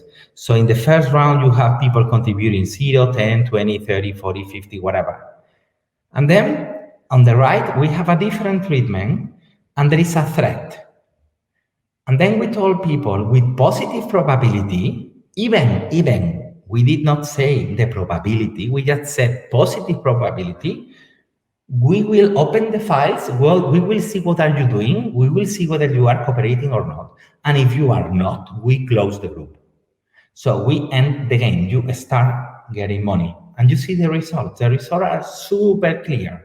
So from the very beginning, every single individual start fully cooperating. Why? Because there is a threat which is real, and if they fail, and we are able to detect them, then they are going to be killed in the experiment. So they are not going to be able to earn a single penny. Okay? And then finally, I want to talk about heterogeneity. What is heterogeneity? That you work in companies, probably you work in companies all over the place, here in Europe or in the US or in many different places in the world. And we have this idea in these, say, Christian countries that free riding is bad. So we have the idea that we have some moral values, and then we consider that if we are in a group, and if there is someone who is not doing the right thing, he deserves to be punished. But this is not necessarily true all around the world. I'm going to show you this figure. This is a paper from Benedict Herman. This is one of the most famous papers in this literature.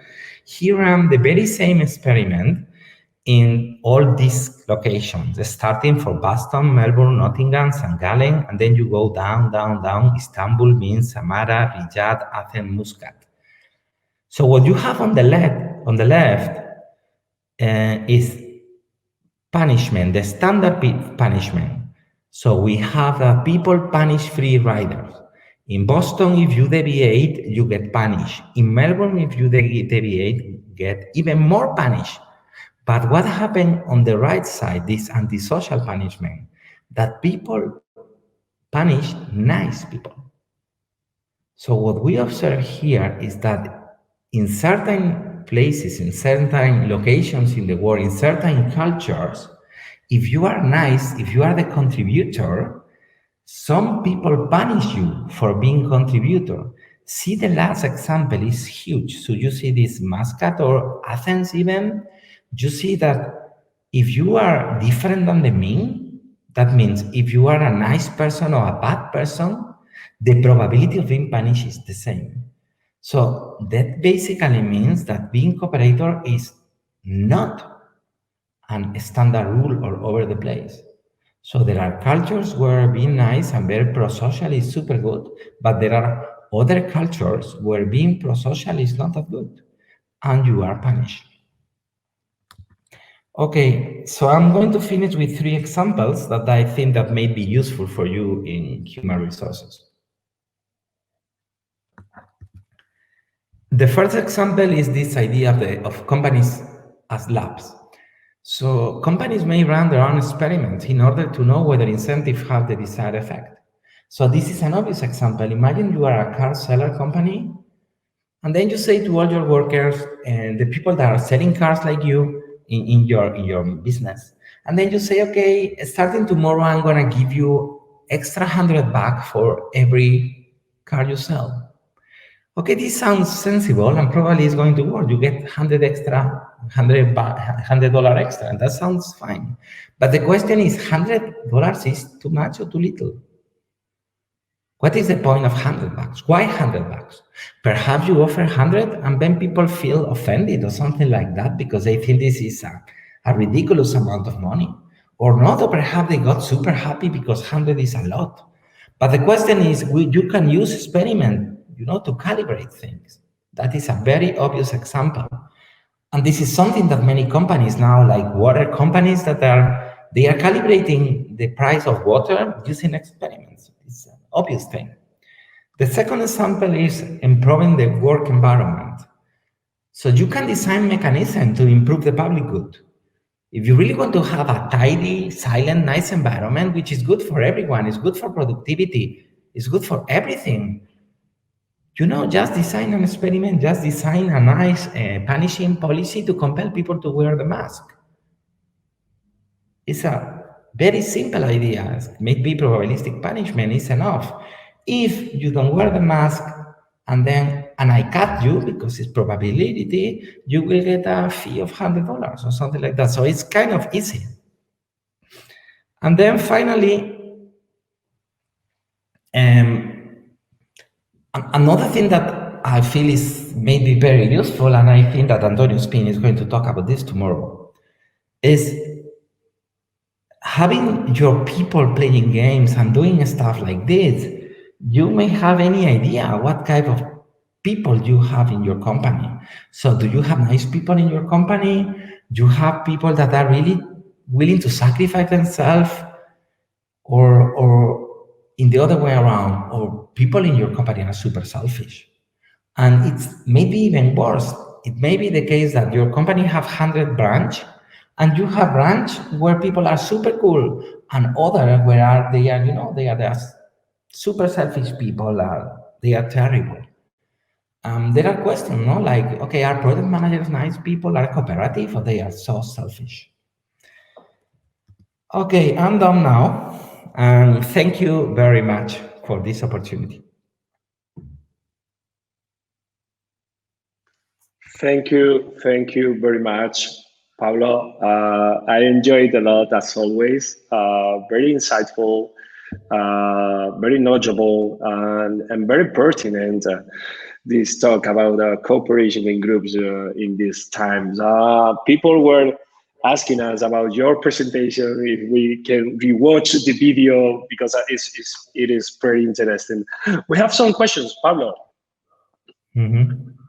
You said that the most of people are conditional cooperators. This means that one single bad apple, or even the expectation that there is one, can destroy cooperation in larger groups, right? Yeah, absolutely. Yeah, the question is that most of the people start facing a problem like this, making beliefs about people. So, you have to decide whether you want to be nice or not. And then the first thing you do is start thinking, okay, what kind of people are playing with me? What kind of people are here with me in this place, in this club, or in this organization? And then you say, okay, guys, if everybody's nice, I will be nice as well. Because most of the people, they have this, natural trait, which most of the people are nice. The question is, because there are these bad apples, people really don't want to look like a sack. So they don't want to be stupid. They don't want to feel stupid. So they are cooperative until a certain point. And then they say, okay, guy, I'm done. I'm not going to be nice anymore. So in certain sense, the problem is not that bad apples are only bad in the short run, is that they destroy future cooperation as well, because they kill incentive of other people to be nice. Sure. And knowing this, knowing your people is critical at this point if you want to control this kind of behaviors, as you said previously.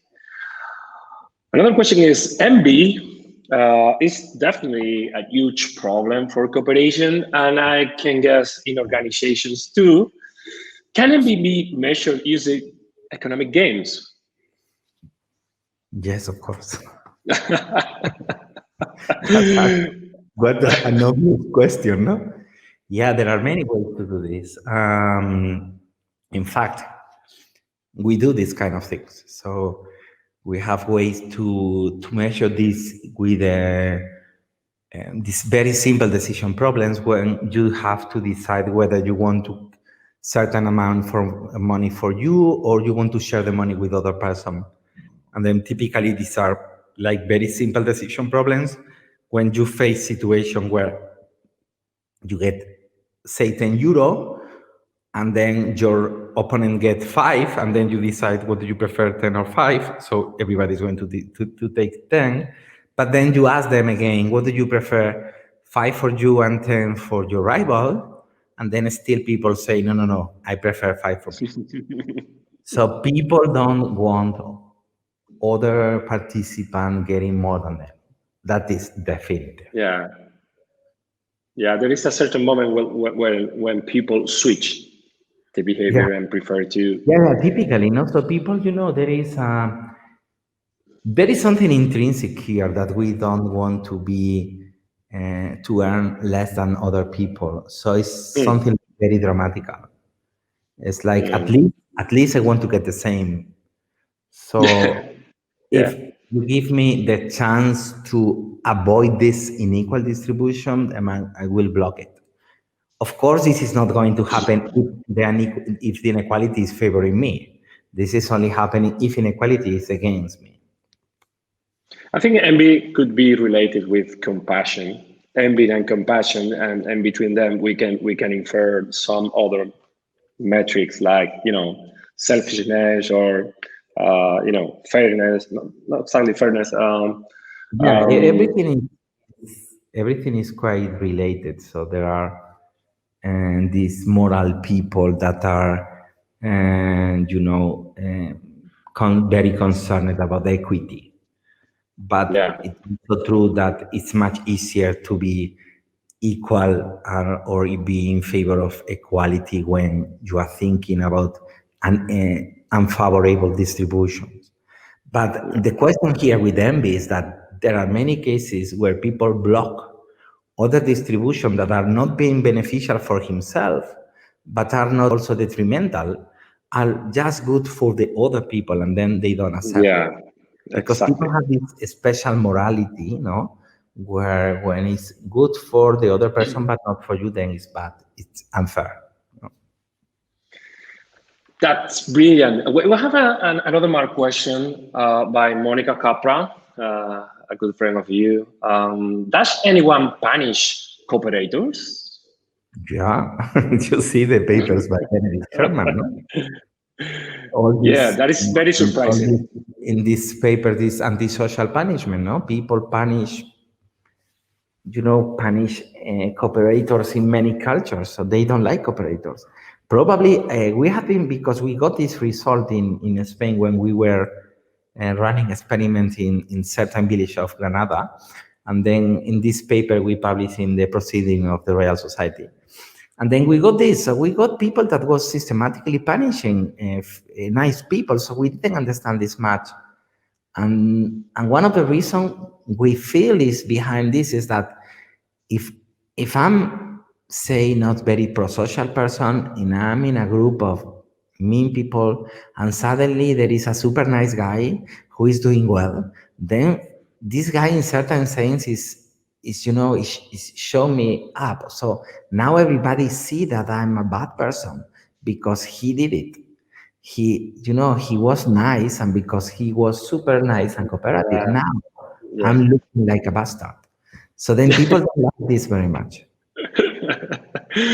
I think we have time for one more. Sharon, are there any other differences aside from the cultural ones you mentioned? I'm thinking perhaps in gender that might impact some of these facets and procedure differences in results. There are many.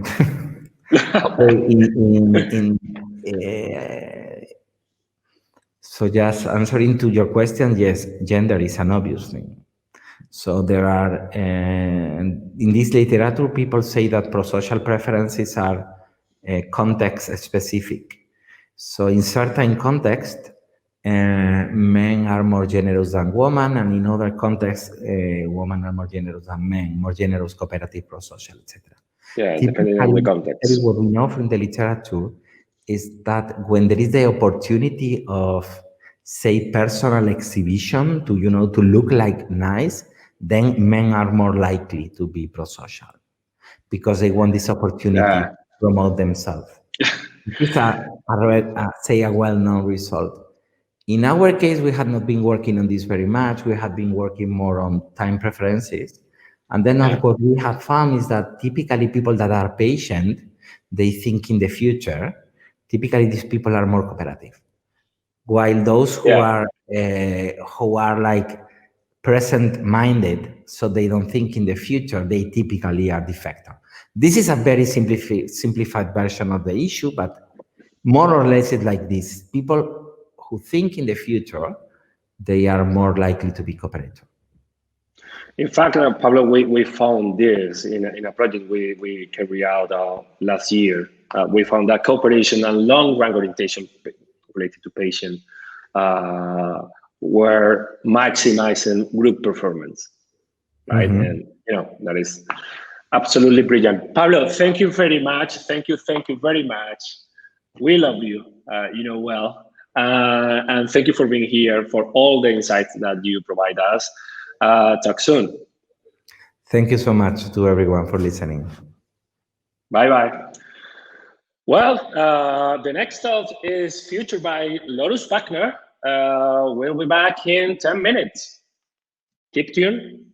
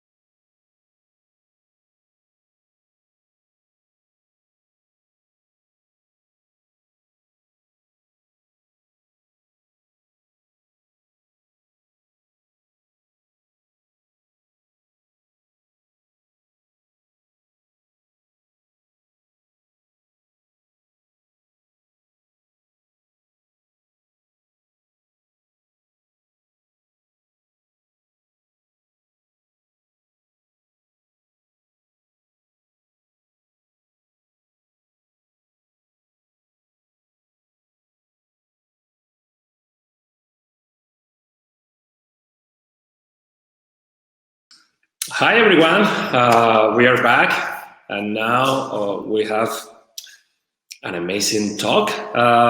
First of all, I want to say happy birthday, Lotus. How are you? Lotus, you are muted. You are muted. Please unmute your microphone. Thank you. Yes. I'm doing well. Thank you so much for being here. Lotus is, let me say, Lotus is one of the most talented person and HR pro, of course, that I've known this last year. She is very supportive, very kind, many things. She is the CEO and the founder of LB Talent Solutions. Wow, Lotus, thank you very much for being here. You are going to talk about intentional leadership. That is so pertinent during this time because probably everybody is aware that we are living in a lack of leadership time, and we need to have these meaningful conversations about leadership. Lotus, thank you. It's your time. Thank you. I am so excited to be here. So thank you so much for the opportunity, Fran. I love the conference, the summit so far, and everything that you're doing. So welcome everyone to this session today, and thank you all for joining me. We will be talking about intentional leadership, like Fran said, and what I really mean by that, you're going to hear me say this a lot, but it's about leading on purpose. I am Lotus Buckner, and I am the founder and CEO of LB Talent Solutions. I help individuals and organizations elevate their talent and leadership potential through career strategy, personal branding, and leadership development. I'm so excited for today's topic and for the entire BHR summit. In the uncertainty that we are dealing with on a global scale, really, at this point, this could not be more timely.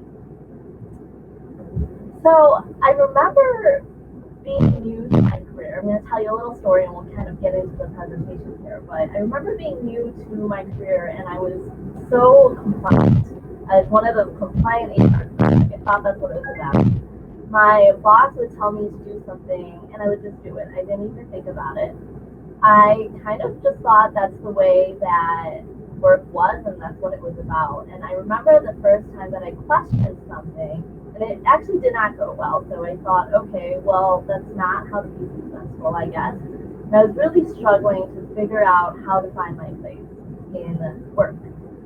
Then after a couple promotions, I was asked to take on my first official leadership role, my first management role, but it wasn't exactly the most glamorous offer. So I was going from a peer to a leader and certainly did not have the support of all of my peers. My predecessor quit without notice, without transition, and on my first day on the job, I was about to inherit 50 additional people who were going to directly report to me, who were not hired by me, so they were probably thinking, what the heck, like, what did I get myself into? I have a boss that I didn't sign up for this, she didn't hire me, and I was told my team was the only team in the red on a project that we were doing on our goal assessment. We were really putting the project at risk if we didn't turn things around. So naturally, I turned the job down. But they came back and asked me to do it again. So at first I was really confused, but I asked for a night to think about it. And I stayed up all that night. And through all the challenges of thought through all the challenges of taking on this role, I basically had to decide that if I was willing to do it, I was putting it all on the line. My job, my reputation, my financial stability, and I was putting all of that on the line in order to try and make my team successful and the project and the organization successful. So I put a plan together that night, zero research, zero best practices, just lots and lots of self-reflection about what I thought it was actually going to take, about the people on my team, each and every single one of them I thought about. I spent time thinking about each and every single person individually. And it was a very intentional plan. So long story short, my team got to green within less than 90 days, blew everyone's mind, and within 1 year, we went from one of the lowest engaged teams to one of the highest engaged teams. And I've been extremely fortunate to have been able to repeat similar stories with multiple different teams throughout my career. And so I'm coming to you not with mind-blowing frameworks or made-up best practices, but from lived experiences, lessons learned, and lots of proven strategies. So today, my hope is that all of you will understand how to apply intentional leadership to your teams after this session, that you will be able to obtain the knowledge to build highly performing, engaged, and inclusive teams. Lotus, excuse me. It seems that there are some problems with your sound. I don't know if you are using earphones, AirPods, or There is. I don't know. We listen some noise in the background. That is all. Give me 1 second. Let me fix that. Okay, no worries. Thank you.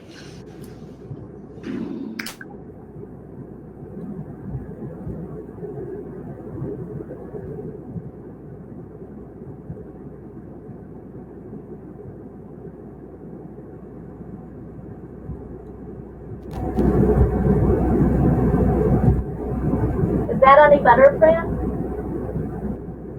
We can hear you better, but we listen some noise. Let's try it.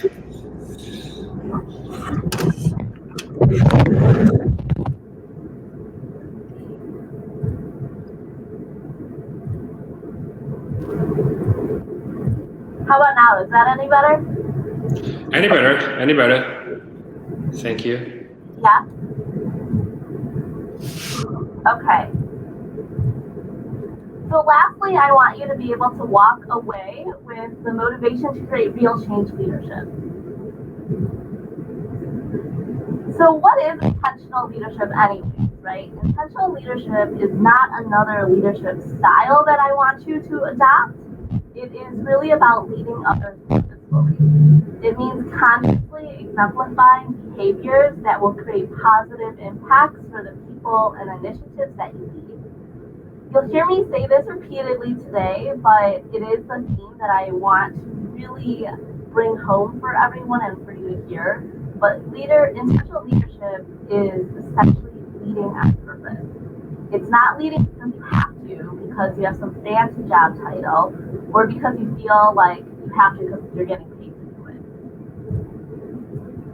So why does intentional leadership matter? In the era of COVID-19, social unrest, natural disasters, political divide in some of our countries, the choice has really been made for us when it comes to change. We must do it. There's no best practice that will lead you to success because we don't live in a homogeneous world. So we need to stop treating everyone like they're exactly the same. Fair is not the same as equal. We'll talk more about this a little bit later, but a colorblind society is no longer acceptable. And treating people exactly the same is not going to fix our equity problems that we keep talking about. If people don't start in the same place, it's not fair to expect them to now be treated equally and have them reach the same levels of success as everyone else. I don't know if you all have seen this image that's been floating around social media. I just thought of it, so I didn't put it in my presentation, but there's an image about equity that's going around, and it's two boys who can't see over a fence to see a baseball game. And so they gave the two boys the same size stool, and the taller boy was now able to see over the fence and watch the baseball game and have lots of fun, but the shorter boy wasn't able to. And so that's not equity, and I really just like that depiction because equity would mean that we gave the shorter boy a taller stool so that they both could see over the fence and watch the baseball game. So that's what I'm really talking about when I say not treating everyone the same. We really need to customize our styles, our approaches, and solutions to individuals. And this seemingly impossible task to do that is made more possible with some intention. So if we're really intentional about it, it makes it a lot easier to do. Intentional leadership means that we appreciate and we celebrate the things that make us different. It means that we purposely build teams of people who think differently, who bring unique value to the team, and who are unapologetically passionate about what they do. It means that we then, as leaders, have to lead each unique person differently in the way that we recognize them, engage them, support them, or grow them. This is authenticity. This is what leading on purpose really means. So what are the benefits of leading on purpose? What are the benefits to the organization to have lots of intentional leaders? Well, you must be intentional if you want to create a culture of inclusion, equity, and belonging. So that's a huge benefit. You also must be intentional if you want to genuinely engage your team.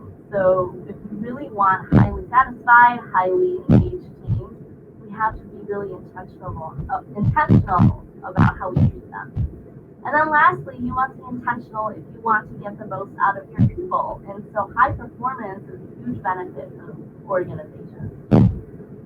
Okay, now I want some feedback from you all. When I say intentional leadership, what is one word that comes to mind for you? You can type it into the chat. What one word would describe an intentional leader, or really any strong leader for that matter?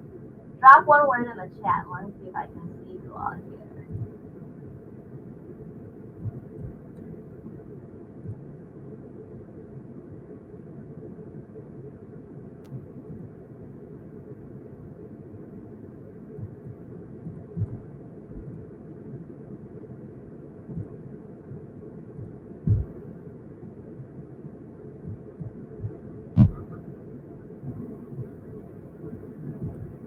Be engaged.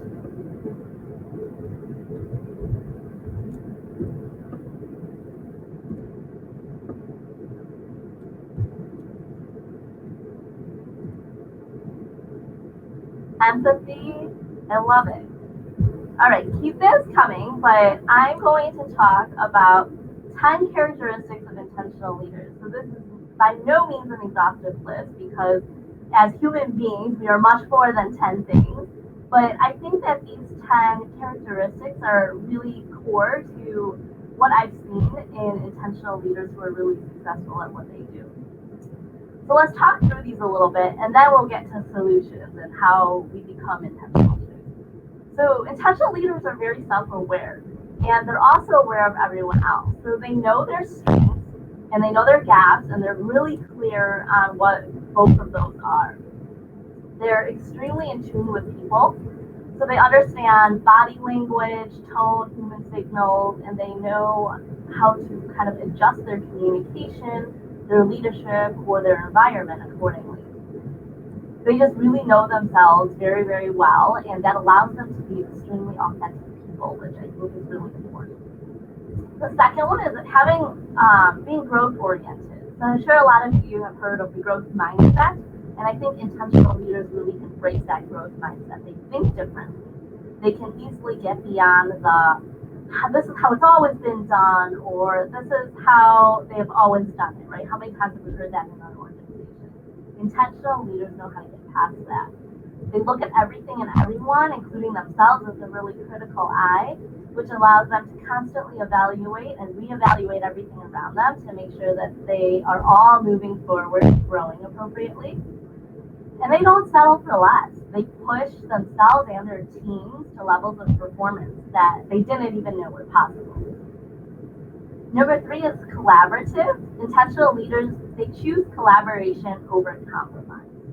So what is the difference there? Collaboration elicits a win-win mentality, whereas compromise is really a you win some, you lose some mindset. And so intentional leaders really care about making sure that we're collaborating across functions, departments, and making sure that we're involving stakeholders. They're able to connect the dots when others don't see the connection, or sometimes others don't even see the dots. They understand the importance of working together, and so I think collaboration is huge. The next one, somebody said it in the chat, is empathy. So intentional leaders understand people. They have a people-first attitude, and they understand that each person is in a different place, and that we need to meet each of those people where they are.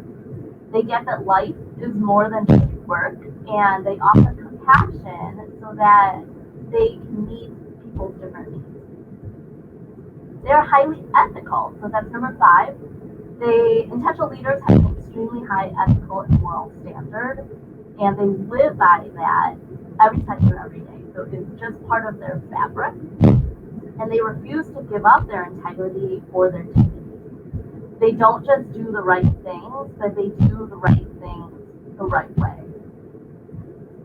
They are also admittedly human. People always look at me a little funny when I say this one, but intentional leaders are completely honest with themselves and others about not knowing everything. So they don't pretend to know everything, and they're very well aware that they have and that they will continue to make mistakes, but they don't let those mistakes get in the way of their leadership or getting things done. They admit to their mistakes and they apologize for them when appropriate, and they don't usually make the same mistake twice.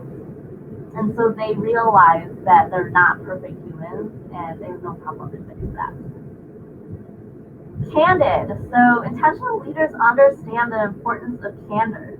They do not shy away from being respectfully candid because they understand that it's much more efficient and effective to communicate this way. Candor also leads to better outcomes because a culture of candor allows people to be authentic and honest rather than keeping something that could be helpful to the team or the organization just because of fear of hurting someone's feelings. So intentional leaders really value this realness within their teams. Nimble and adaptable. Nimbleness refers to the ability to quickly think and respond to something, and then adaptability is the ability to flex and adjust depending on the situation. Intentional leaders can do both. They're quick on their minds and their feet, so they are great during chaos, confusion, change, emergencies, and pandemics like we're in right now. They're also able to flex and adjust in times of uncertainty. So they know how to lead a team through a storm as well as the calm before and after it. So I want to repeat that because I just think that's really, really important. Intentional leaders can lead a team through a storm as well as the calm before and after it.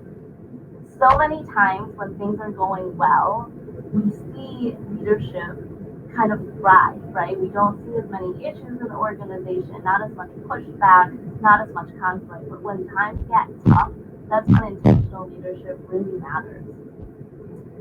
And so that kind of ties into the next one, number 9, which is relationship-minded. Intentional leaders believe that relationships are the foundation for success. They know how to find relationships, build relationships, and nurture those relationships for the long run. They are often surrounded by a network of people who are willing to go to bat for them because of these relationships that they've built over time. And lastly, rational and strategic. So intentional leaders are both. They do everything for a reason.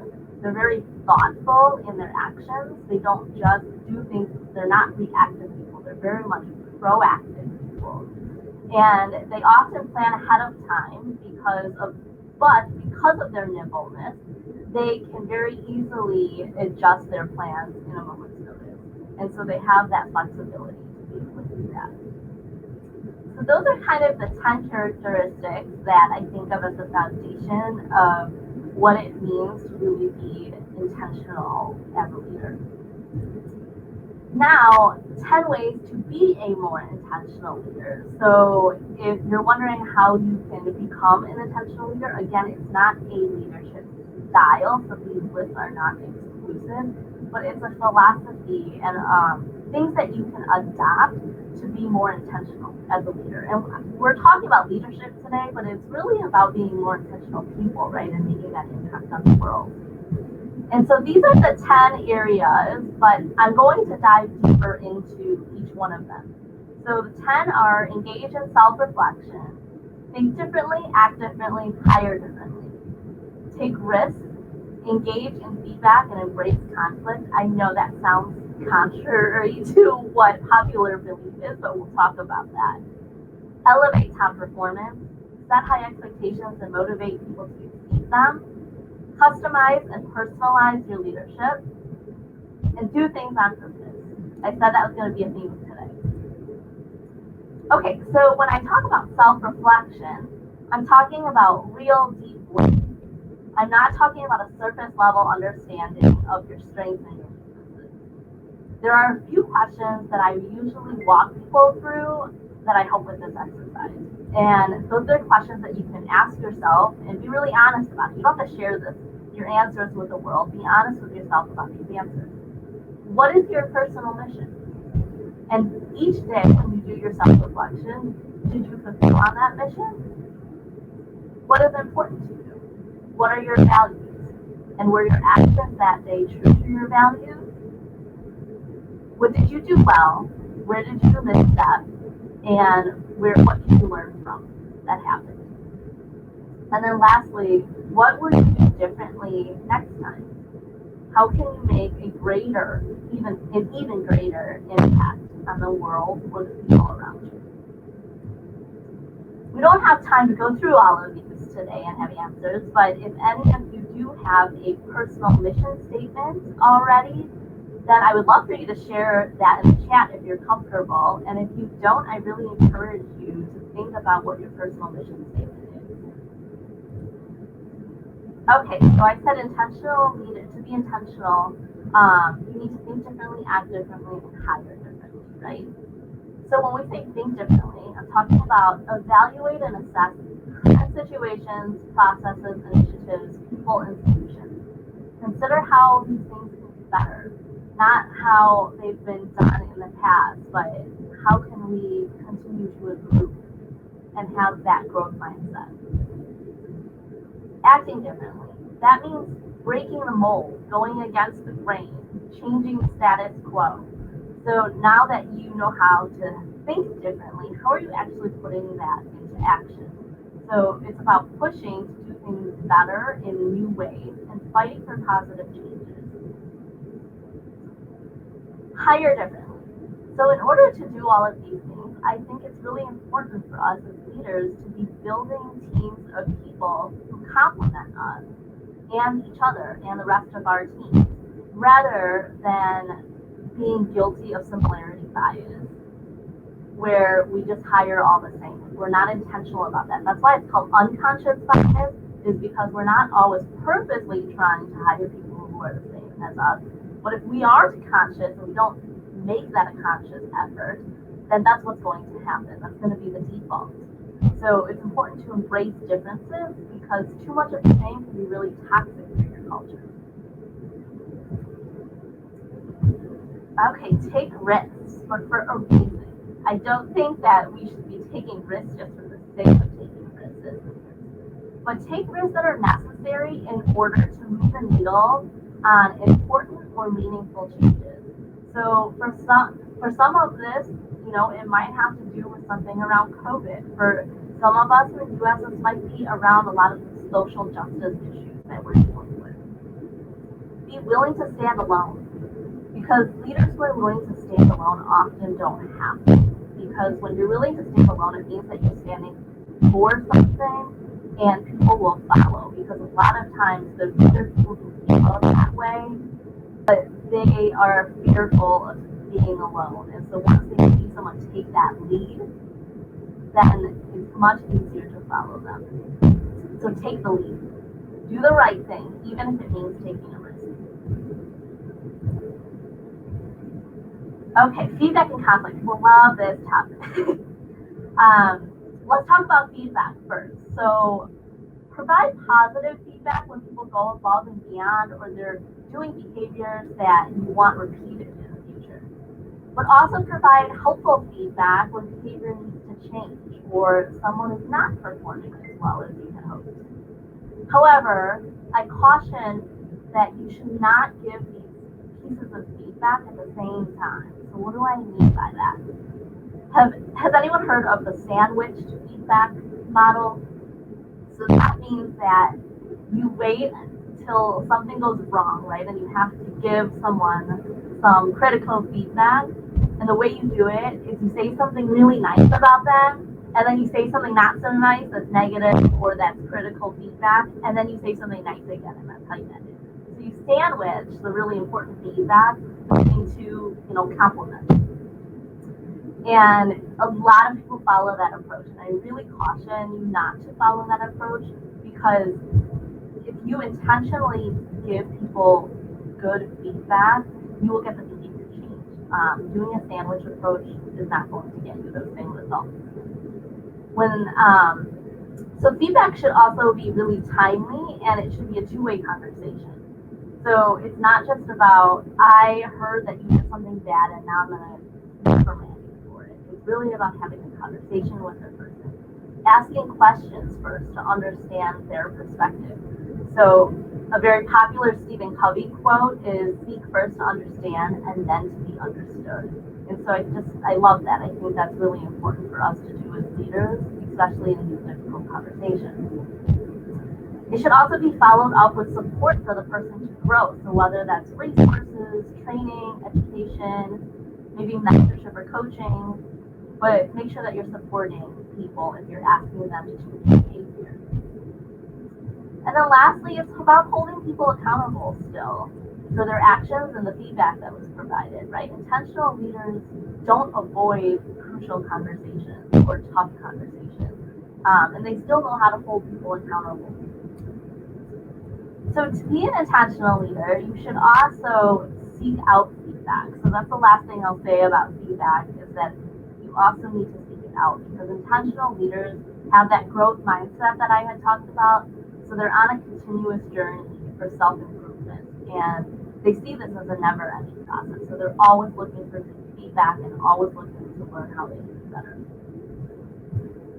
Embracing conflict is kind of the other side of this point, and what I'm talking about there is really addressing negative conflict on your team is really important.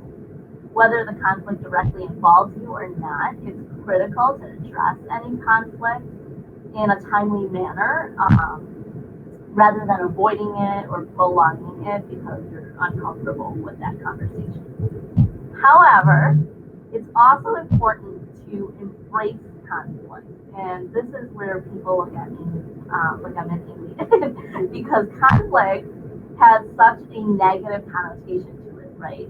But I think it's really, not all conflict is bad, and we have to remember that.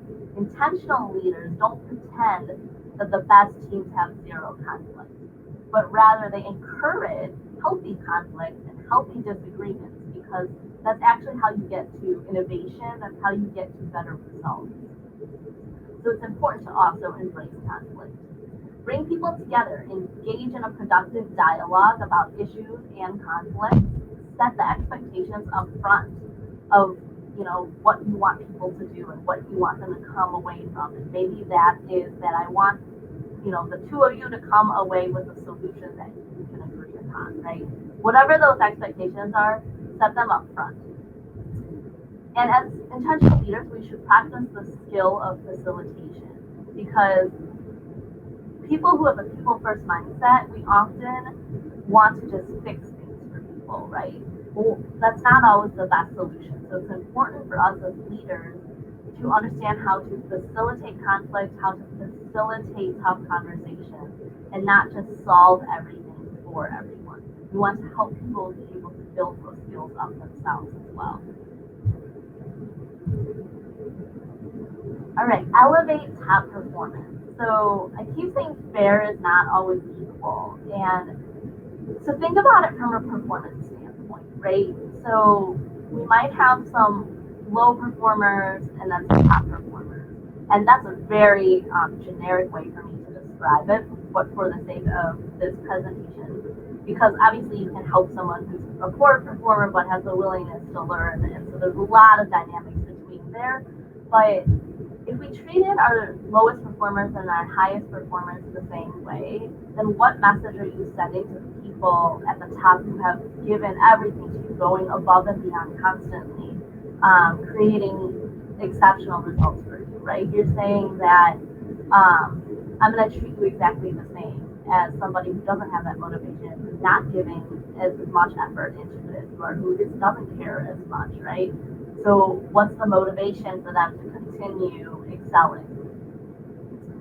So the message here is really just to elevate your top performers. So if you've got top performers in your organization, make sure that you're sponsoring them, promoting them, expanding their scope of work, providing them more growth opportunities, recognizing and rewarding them, increasing their pay if you can, or offering them new projects and opportunities that will also help them grow.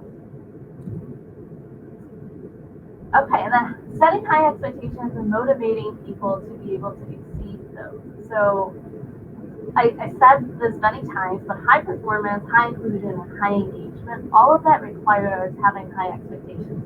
You set the bar low, and that's what everybody on your team is aiming for, then that's as high as they're going to reach. But if you set the bar high, then people are going to be pushing themselves to reach a higher goal. And it requires intention to be able to motivate people on your team to excel beyond those expectations that you've set. So it's really important to understand your people and build those relationships so that you know how to motivate each person. Perfect segue. The next one, or the second to last tip, is really to customize and personalize your leadership. One size no longer fits all. I don't know that it ever did, but we used to operate that way. When it comes to intentional leadership, it's critically important to remember that one size doesn't fit all. Leading with intention means understanding that every person is different with different needs, desires, responses, preferences. Then it means purposefully customizing your leadership to these differences in order to engage your team members. It's about making each person feel like they belong and that their differences are embraced rather than problematic. However, this does not mean that intentional leaders do not make tough decisions about their teams. In fact, they are probably best equipped to do so. Okay, my last tip number 10, is do things on purpose. So we've come full circle with my theme. Intentional leaders, they do not take their positions, like I said, for the money or the title or the scope of work even. They don't do this work for the praise or the fame or the credit. They really do this because they genuinely want to see people reach their greatest potential. They do it because they care. So to be an intentional leader, you must lead on purpose. You must lead because you genuinely want to lead, because you genuinely care about other people and their success, because we actually want our workplaces and our world to be a better place. So it's your turn. It's your choice. It's your fate. How will you lead on purpose?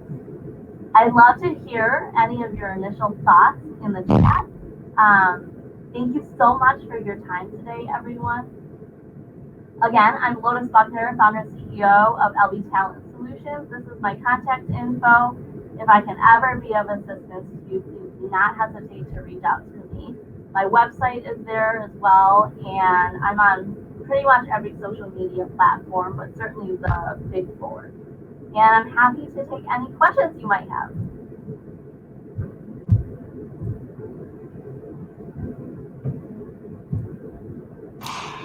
Lotus, thank you very much for your presentation. It has been really impactful. We all appreciate all that information that you put on the field about the intentional leadership. I think it is much needed today.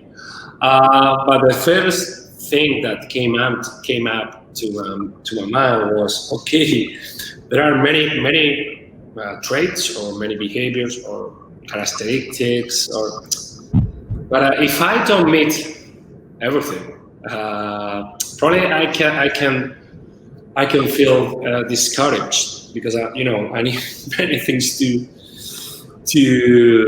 incorporate to my style of leadership. What do you think about it? What do you say to those people that, okay, this is too much, I don't know if I'm on intentional leadership, how to improve myself? Absolutely. So you should never try and be everything to everyone, because that's impossible, right? And so even with this, it's a toolbox that you have. And if you want to start on this journey to being more intentional, I would go through that list and pick one thing for you to work on, and work on one thing at a time. And once you feel comfortable with that one thing and you feel like you've had success with it, then go to the next thing and try and work on that. Great. The another thing is you talk about and you did name maybe too about embrace conflict, and I think Ben Gimmicks too. I can't remember, but embrace conflict not always is easy because you need to tolerate different opinions or differences. And how do you think about that? Because it's not easy, it's not comfortable, I think. But how we can feel more comfortable in those in that situation? So, no matter what we're talking about, right? If it's conflict or social justice or anything that some people find uncomfortable, my advice to people is anything you're uncomfortable with, the only way to get comfortable with it is to first be uncomfortable with it and allow yourself to be uncomfortable with it. Yeah. When it comes to conflict, I think it's the same thing, right? You have to take a step. You don't have to do everything perfectly. You don't have to go from being really uncomfortable with tough conversations to all of a sudden being a conflict expert, right? It's taking one tip and working on that one thing so that you can start to become better at it. And the thing that I think is related to embracing conflict is I talked about building relationships. Yeah. And I think you kind of have to work on those two together, because if you don't have trust and you haven't built relationships, it is much more difficult for you to lead with a mindset of embracing conflict, right? Because if you're a new leader, for example, and you walk in, you inherit a team and there's already a lot of conflict there, and they're so pissed off, right, that you're the new leader, like, why you?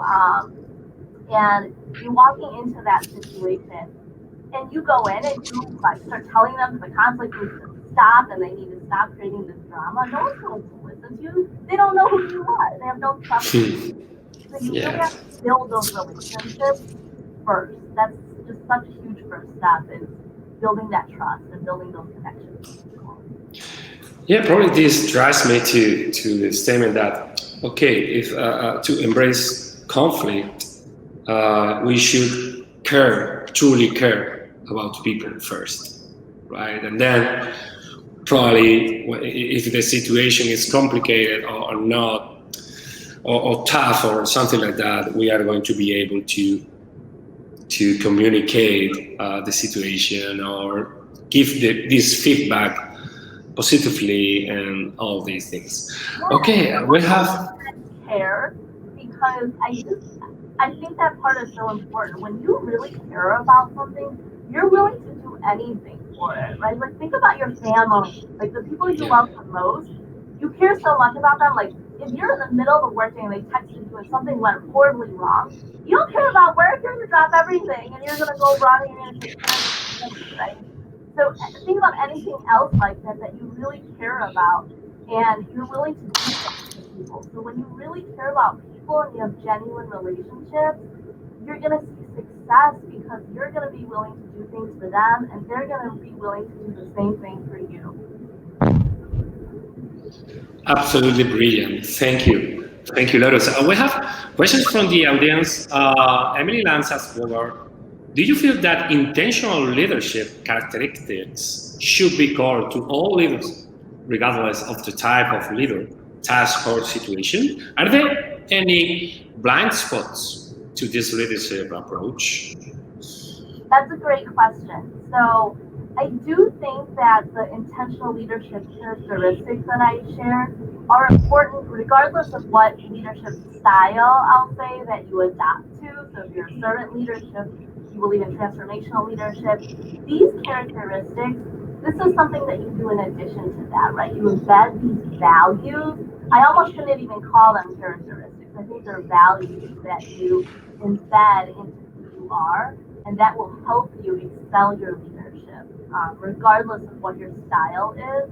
I think these are the things that lead to intention. These are those 10 characteristics.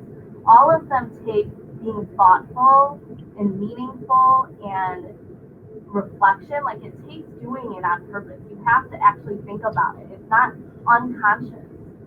It's things that we do very purposefully. And so, yes, I think that it's important regardless of your leadership style. When it comes to, are there any blind spots with this approach? Again, I don't want anyone to think about intentional leadership as another style, because I think that puts us in a box, right? It's really about the philosophy of leading from a place of purpose, leading from a place of consciousness. And so I think from a blind spot perspective, I would say that the blind spot is that it's easy to think of it as another style and to try and adopt all of the things I talked about, and that's not how you're going to be successful with it. You really have to just pick one thing at a time and start being intentional about working on that. You know, do a self-assessment, look through those and say, what do I do already really well, and which areas do I have to improve upon? I'm absolutely agree with you. I think regardless of your leadership style, you can incorporate this intentional leadership, and you can develop yourself in that direction. Julia Eberhard, can you talk about how to elevate leaders without just giving them all the work? I've seen a small number of members of the team taking on the lion's share of work. Free riders from last presentation. That is a heavy question. Yeah. So that happens, right? Like, that's real life, is that we sometimes have teams of people, but a small portion of them is doing all of the work. It's not just in work. Like, how many of you remember college? Like, school projects. It was the same way. And so you always have a small group of people doing a lot of the work. And I think one way, and I've experienced this in teams that I walked into, where that was the complaint, is also what I observed and noticed is that there was a small group doing a lot of the work. And I think the way to start to tackle that, again, it's not something you're going to tackle overnight. The way to start, though, is to start having one-on-ones with every single person, including the people who are not carrying their weight. Build that relationship with them so that you begin to understand what motivates them and why they may not be motivated to assist or to take on more work. And that can be a very empowering reflection exercise, right? And once you do that, once you kind of build relationships with every single person, including the ones that aren't carrying their weight, then you build trust and you can start to have that honest conversation. Once you have trust, you can ask more direct questions. Right? If you, you and I don't have trust, and I'm like, so I've noticed that you don't do anything around here. Why? Right? Like, you'd be super offended. But if we have trust and we built a relationship over time, and I came to you and I said, listen, man, this has kind of been the third project where you and I have talked about milestones, and it seems that you're not able to do it the same way that other people are. How can I help you? Like, what's going on? Want to talk through. That's a very different conversation to have, right? It's very difficult to have that with someone. It's much more uncomfortable to have that with someone that you don't have any trust with. So again, it's going back to build that trust first, build those relationships first, and then you can have some of those really direct, honest conversations, those candid conversations. Candor can get you so far. Don't beat around the bush with your questions. Build a relationship, and then practice candor. Ask people. Like what's going on? How can I help? Wow, I love it. I love that approach. In addition, I would add, but because you mentioned that facilitation and collaboration, like better ways to elevate our leaders. If you foster collaboration, cooperation, trust, and facilitation, remove all those obstacles for doing a great job. Probably we are closer to be more intentional. Absolutely. In this case. Okay, Lotus, thank you very much for your time, because I know you are very busy too. It was so much fun. Thank you for having me. No, our pleasure. Our pleasure. Always willing to listen to you, to listen to about intentional leadership, learning from you. Thank you very much for your time. I'm so happy to have you here. Thank you, Brandon. Thanks for a great conference. Thanks, And everyone. have a great day, a great birthday. Thank you. Bye bye. Wow, intentional leadership. Probably the ideal of leadership that everybody wants to reach, but we have to work a lot to reach or to meet those characteristics. The next stop is going to be delivered by William Tincup. Don't miss it. Don't miss it because it's going to be great. We'll be back in 15 minutes.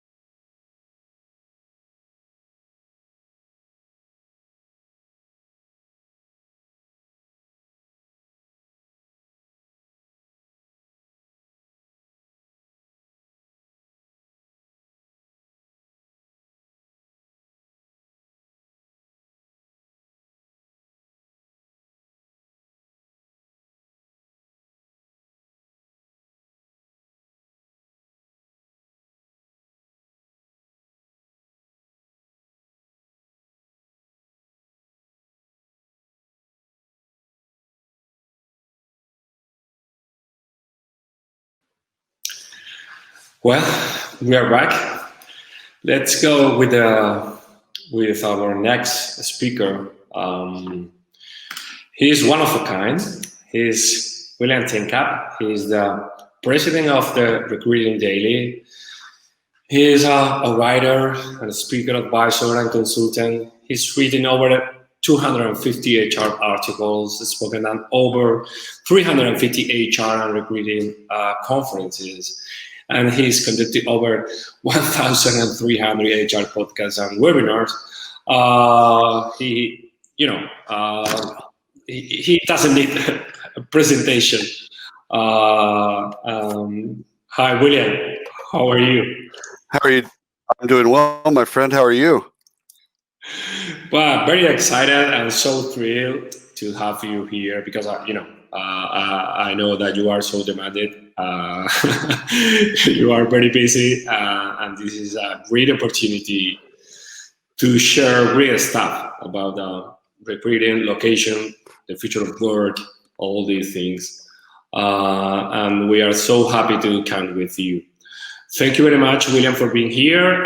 It's your time, and enjoy the talk. Absolutely, my friend. Is my sound okay? Can It is okay. It is okay, William. It is okay. Yes. Basically, how location, how COVID. We can hear you well. We listen some interference. Everyone on the planet, but how location has changed. So I'm going to William, can you hear me? HR. I just talked about location and how it's impacted me. Questions we should ask ourselves.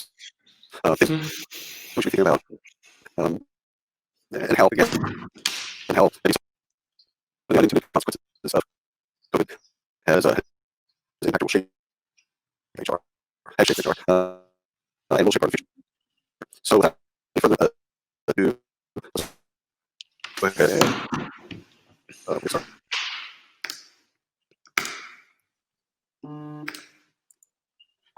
Okay. So, first of all, to know me is to know that I use a lot of adult language and inappropriate references. The quote itself, I actually believe. I think more about COVID and remote workers, especially knowledge workers. I think that it's changed. Its impact will be forever.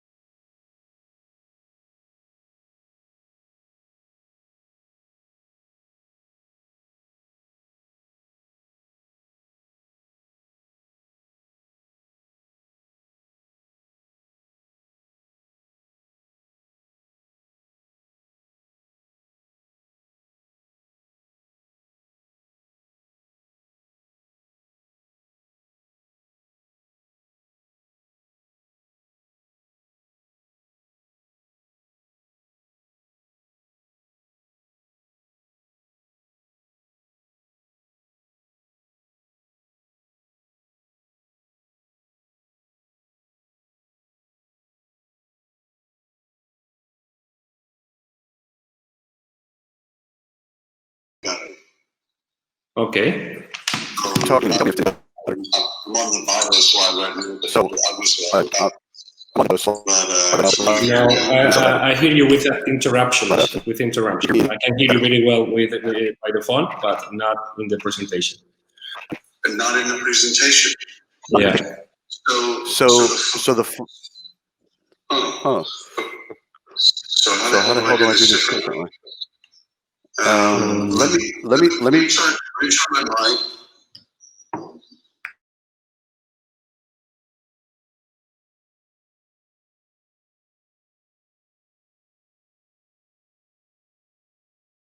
Okay, so now I'm using my cam microphone instead of my headset microphone. Can you hear me any better that way?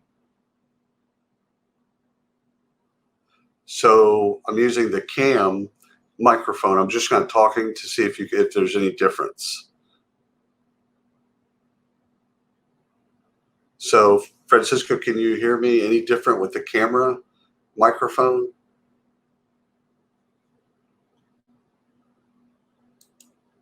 Sorry. I was muted. Okay.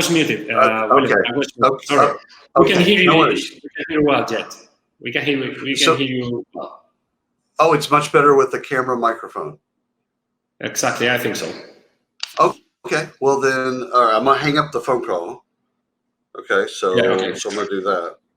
No, it's okay. All right. So that's done. Yes, I think that is. Okay. So it has been fixed. Okay. So that's weird, but we're, you know what? We're here now. Let me get back to the share screen part. Okay.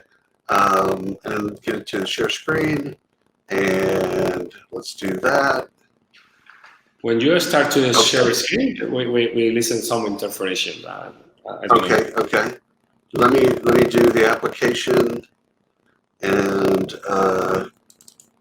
share that.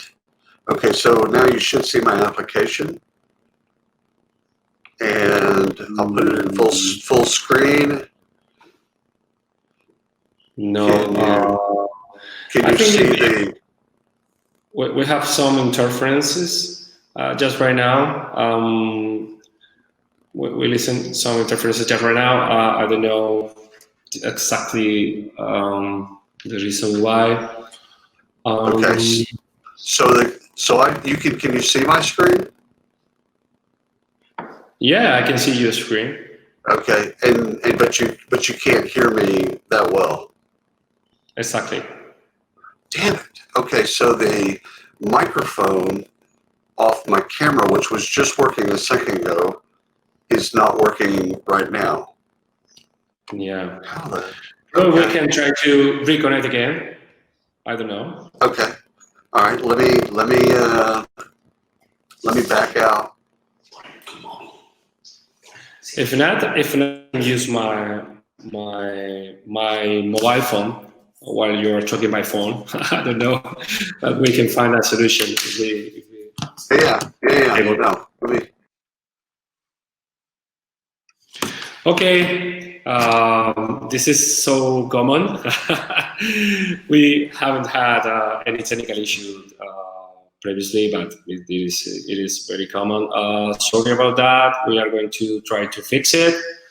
Back in a minute.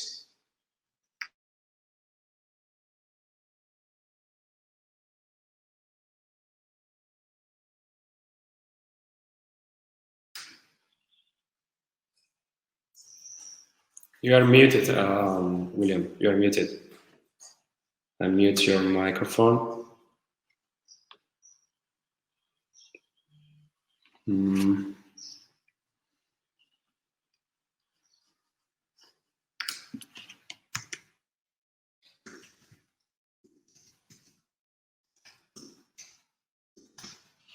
Okay, so that unmuted me. Can you hear me? Can you hear me at all, Francisco? Yeah, can you? We can hear you better just right now. Finger crossed. I know. Okay, go. so let me try sharing. Okay, let's share screen, and let's see if that's current. So the screen. Yeah, I think what you share and I'll just the connection is not absolutely good, but okay. You want to try using just WhatsApp and you advance the slides? now the sound is good. Let's try it. Let's try it. Go ahead, William. Yes. Okay. All right. If not, we can use the mobile phone. Okay. Okay. I am so sorry. I'm not using Wi-Fi, so I have no idea what's going on. And you tell me that you can hear me, then I'll move from there. So this is going to be a fun session. It's going to think about how COVID, you know, any consequences of COVID has changed HR, will change HR forever.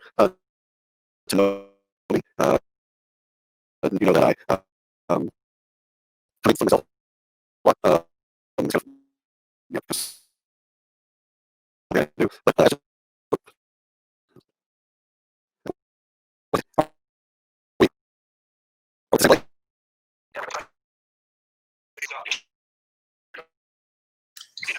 Okay. So let me let's just I need to disconnect my headset so that we double the talk audio. Actually, I'll just mute it. Okay. So now, Francisco, it should just be you and I, right? Yes. Okay, so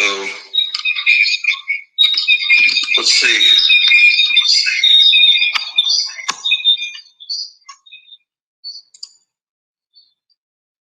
Give me just a second.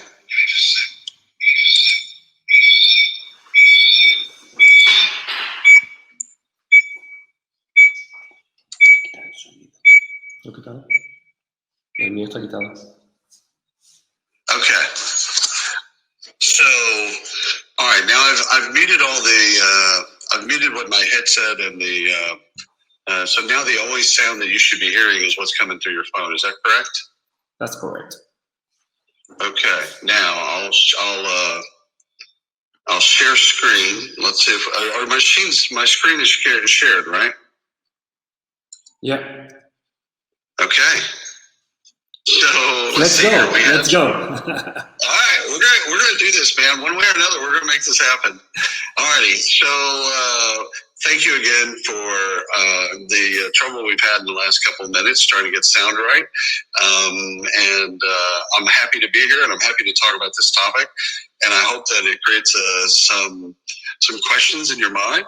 And I hope that I do my job and get you to think. So. This is a quote that actually I believe in, even though I kind of make fun of myself. I think COVID, and especially remote work in particular, with knowledge workers, has changed the face of HR. And I'll kind of go through that here in just a couple seconds. So Francisco said that I didn't need any introduction, but truth is, I need introduction because I'm a student of recruiting and HR, and pretty much every conversation I have with a practitioner, a consultant, or an analyst, I learn something new. So I appreciate them saying that. That's very nice. That's very kind. But I learn from everybody. In fact, the previous speaker, she and I in Chicago were together at an event, and I still remember having a conversation with her, and that was probably 5 years ago. So always learning. So always trying to kind of push myself and push the industry, but also learning from every conversation that I have with folks. So today's discussion is about location. and really about how we think of location, how we thought previous, maybe in January, December, how we thought of location, and maybe how we'll think about location in the future. And I'll end with, we'll go into a couple, you can't do the entire value chain of HR in 45 minutes, but I'll go into a couple kind of the key components of HR, and then I'll have some aha moments. And then really I want to kind of get to some questions. Hopefully you have some for me. All right. So let's talk a little bit about this hypothetical character here, Lori. And Lori's kind of a perfect kind of remote worker, if you will. She's the job that she does right now, it's in the office. She goes into the office every day like normal, pre-COVID, and she works with her team and her boss, and everything's pretty much normal. It's a normal HR environment. I would say that Lori lives in kind of the world of 2019 or January of 2020, but not necessarily the world that we live in right now. And so, giving you just a little bit of background on Lori, because I'm gonna use her as an example as we go through this. Okay, so again, aspects of the value chain of HR. It's important that I'm not trying to hit every single part of HR just because of timing. I would love to do that, but I just couldn't do it in 45 minutes. So the first thing on talent acquisition, recruiting, if you will, is it's opened up the aperture. Remote work is opened up the aperture on both sides. So now, Lori, if you will, previous in 2019, Lori would have probably gone to Indeed and typed in Austin, software engineer, backend developer. And she would have been looking for jobs that were tethered to a location. If my wife got a job in Topeka, Kansas, I'm probably moving to Topeka, Kansas. I would be moving to Topeka, Kansas, and I'd be looking for a job in Topeka, Kansas. That's how kind of the world of work, in most cases, it's how we approached work was basically based on location. Well, pre-COVID, that's kind of the world we knew. And it's not to say that remote work didn't exist pre-COVID. It did, but the fact that we forced ourselves because of COVID, the globe learned how to work from home. And then again, there's a lot of learns in that, a lot of positive and some negative things in there. But we learned that a lot of knowledge worker jobs we might not have thought of that we could do from home, we can do from home. We've proven that to ourselves over the last 8 months. So it's blown up this idea for remote workers that they have to be tethered to a location. And so now when they look for a job, they're just going to look for a job and use the globe as the place to look for a job. And that's on the candidate side. On the recruiter side, now what's interesting about that is we used to, again, kind of source talent from a region, from a location, or if we had to, we would relocate people. With remote work and knowledge workers in particular, sources can look for that talent anywhere in the world.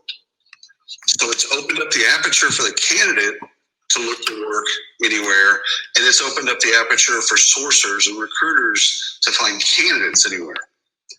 The third bullet point is something that it's something to include in job descriptions and also in job ads, is that if this is a job that is remote work, that can be remote work or partial remote work, then you should state that, because you'll get more candidate flow to those jobs because they're searching based on remote work. So remember Lori's search before, Austin, software engineer, backend developer. Now that search is going to be more like remote work, software engineer, and backend developer. So So Lori's going to be looking for work in the future that can be in Paris, or it can be in anywhere in the world. Pick your city, and so job descriptions need to mimic that. We need to think about our job descriptions and our job ads and say, okay, what can be flexible? What's going to be kind of a hybrid? What can be totally remote, etc. Like, what are the outcomes of this job? And do we care if the outcomes of this job are created in an office or elsewhere? So fourth bullet point, we've learned that we can hire from home. We've learned that we can do interviews from home, video interviewing. I mean, if you haven't suffered some type of Zoom exhaustion, then you're probably doing it wrong. So we've proven to ourselves that we can do these things from home. And so now what we need to do is become experts at it. Like, how do we interview? How do we do job interviews? How do we candidate interviews where they have a great experience, yet we get out of those interviews what we would have gotten out of them in conference room A. So we need to become experts at it. Background screening and reference checking. Most of that's been more of a domestic.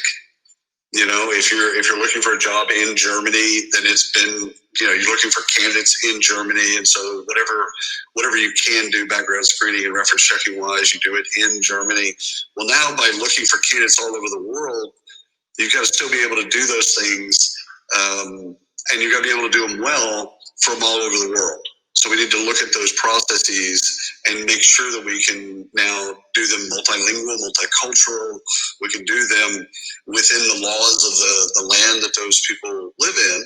So the employment laws of France apply. When we're sourcing that candidate or we're going to recruit them, we need to understand what we can and can't do, background screening and reference checking. So there's a level of difficulty now that maybe we didn't have if you're in San Francisco looking for candidates in San Francisco and you're doing background screens and reference checking in San Francisco. So just think about how that's changed based on location and remote work. I had a couple more things that I wanted to talk about in talent acquisition.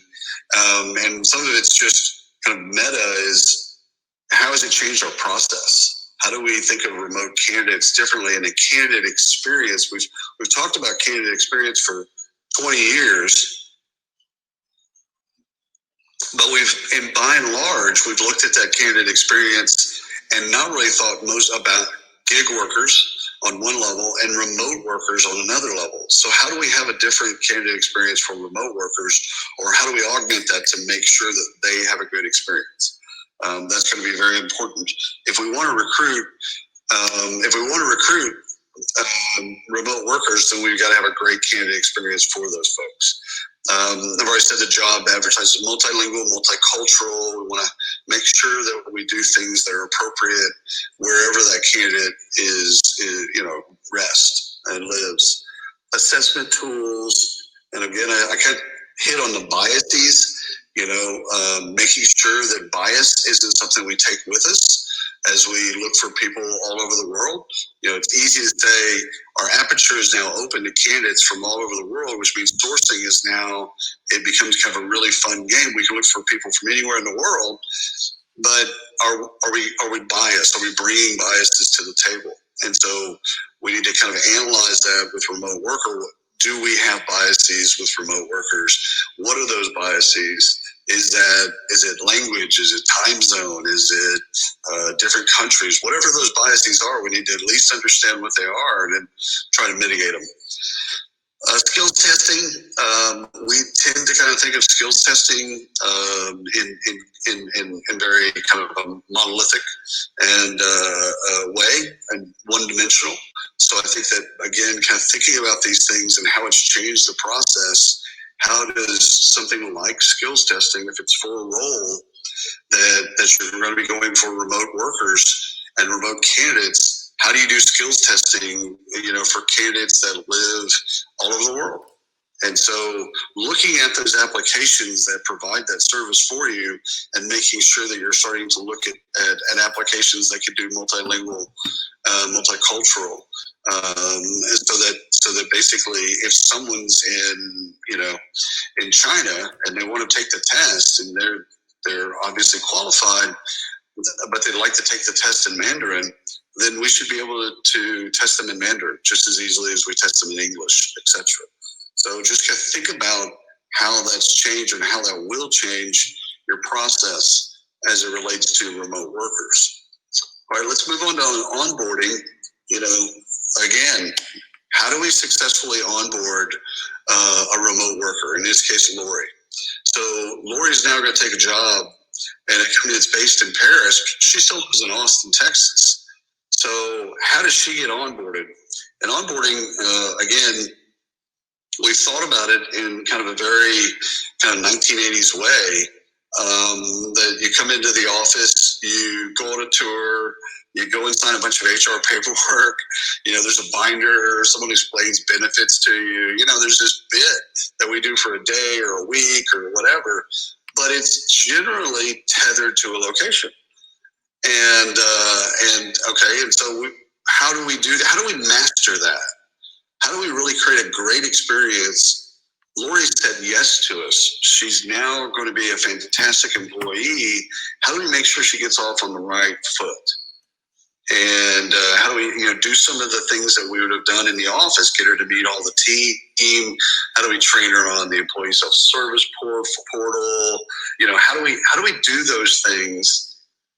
But now thinking about, okay, Lori's not going to come to the office in Paris. She might not ever visit Paris as an employee. Okay, so how do we now replicate a wonderful onboarding process, knowing that the employee will never set foot in the location? How do we think about that differently, and how do we construct an experience that is an employee experience? How do we create a wonderful experience for Lori? And again, it's thinking about it. It's the intentionality in thinking about each of these steps, and how location used to be kind of the default, and maybe it's not the default in the future. Maybe it's a hybrid where some employees and some categories of employees that are more outcomes based are remote, and some aren't, or some folks that even could be remote want to go to the office. I think the future of work really does have a more hybrid model, an employee-centric model of where they want to work. And again, I'm dealing with knowledge workers in particular. I'm not dealing with cashiers at banks or retail or things like that. Knowledge workers, how do they want to work is something that now we can start to think about. How do you want to work? You want to work from home? Do you want to work in the office on Fridays? You want to, how do you want to work, and how do you want to get to the outcomes of work and the performance of work? Something that we typically do in onboarding and do a relatively good job is we start the training and learning process in onboarding. If we do it well, that's when we learn, Lori, what do you want to learn? What do you want to grow? Do you want to grow some of your strengths? Do you want to grow some of your weaknesses? Do you want to focus on something that's a little bit outside of the job? Like, what do you want to learn? And skills is an easy way to say that, but essentially it's how do you want to develop? And what do you want to develop?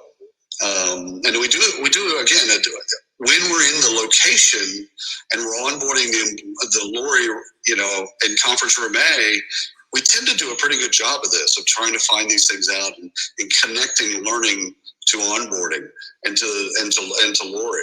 But okay, Lori's in Austin. The headquarters is in Paris. Now we don't have conference room A. How does that change our process?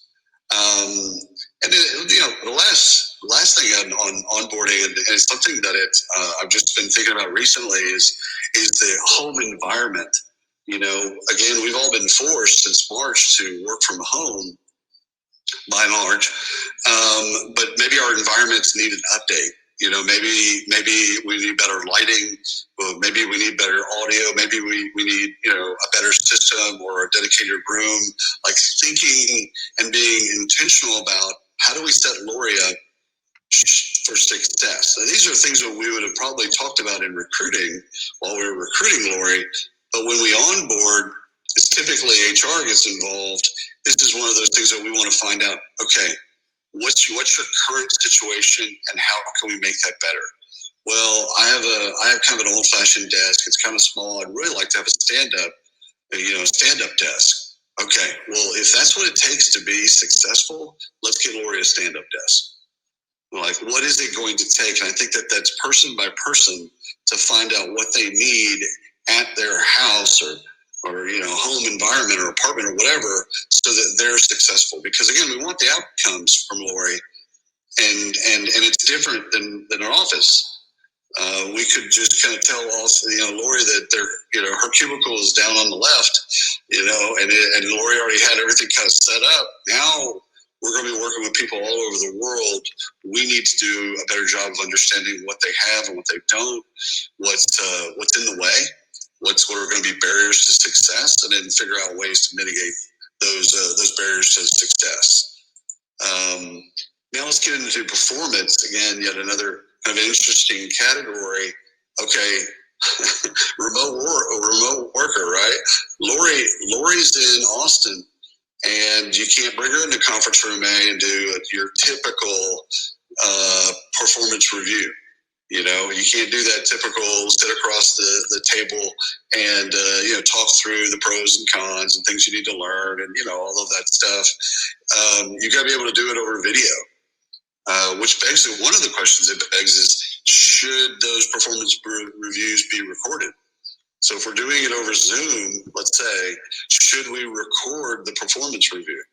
And should it be on video? And we give the feedback, and now we can go back and look at that if we need to. Again, it's thinking about it that's really interesting to me, because location has been at the center of a performance review for a long time.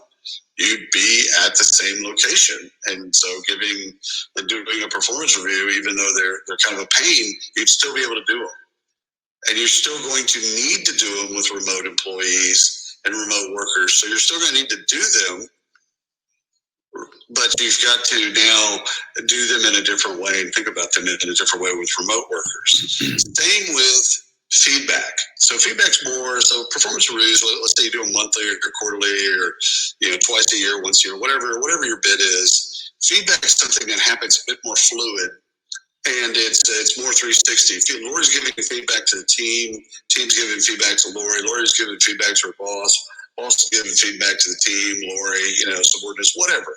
So we need to think about feedback now. How does that happen with remote workers, to where, again, we're not in conference room A, we're all over the world.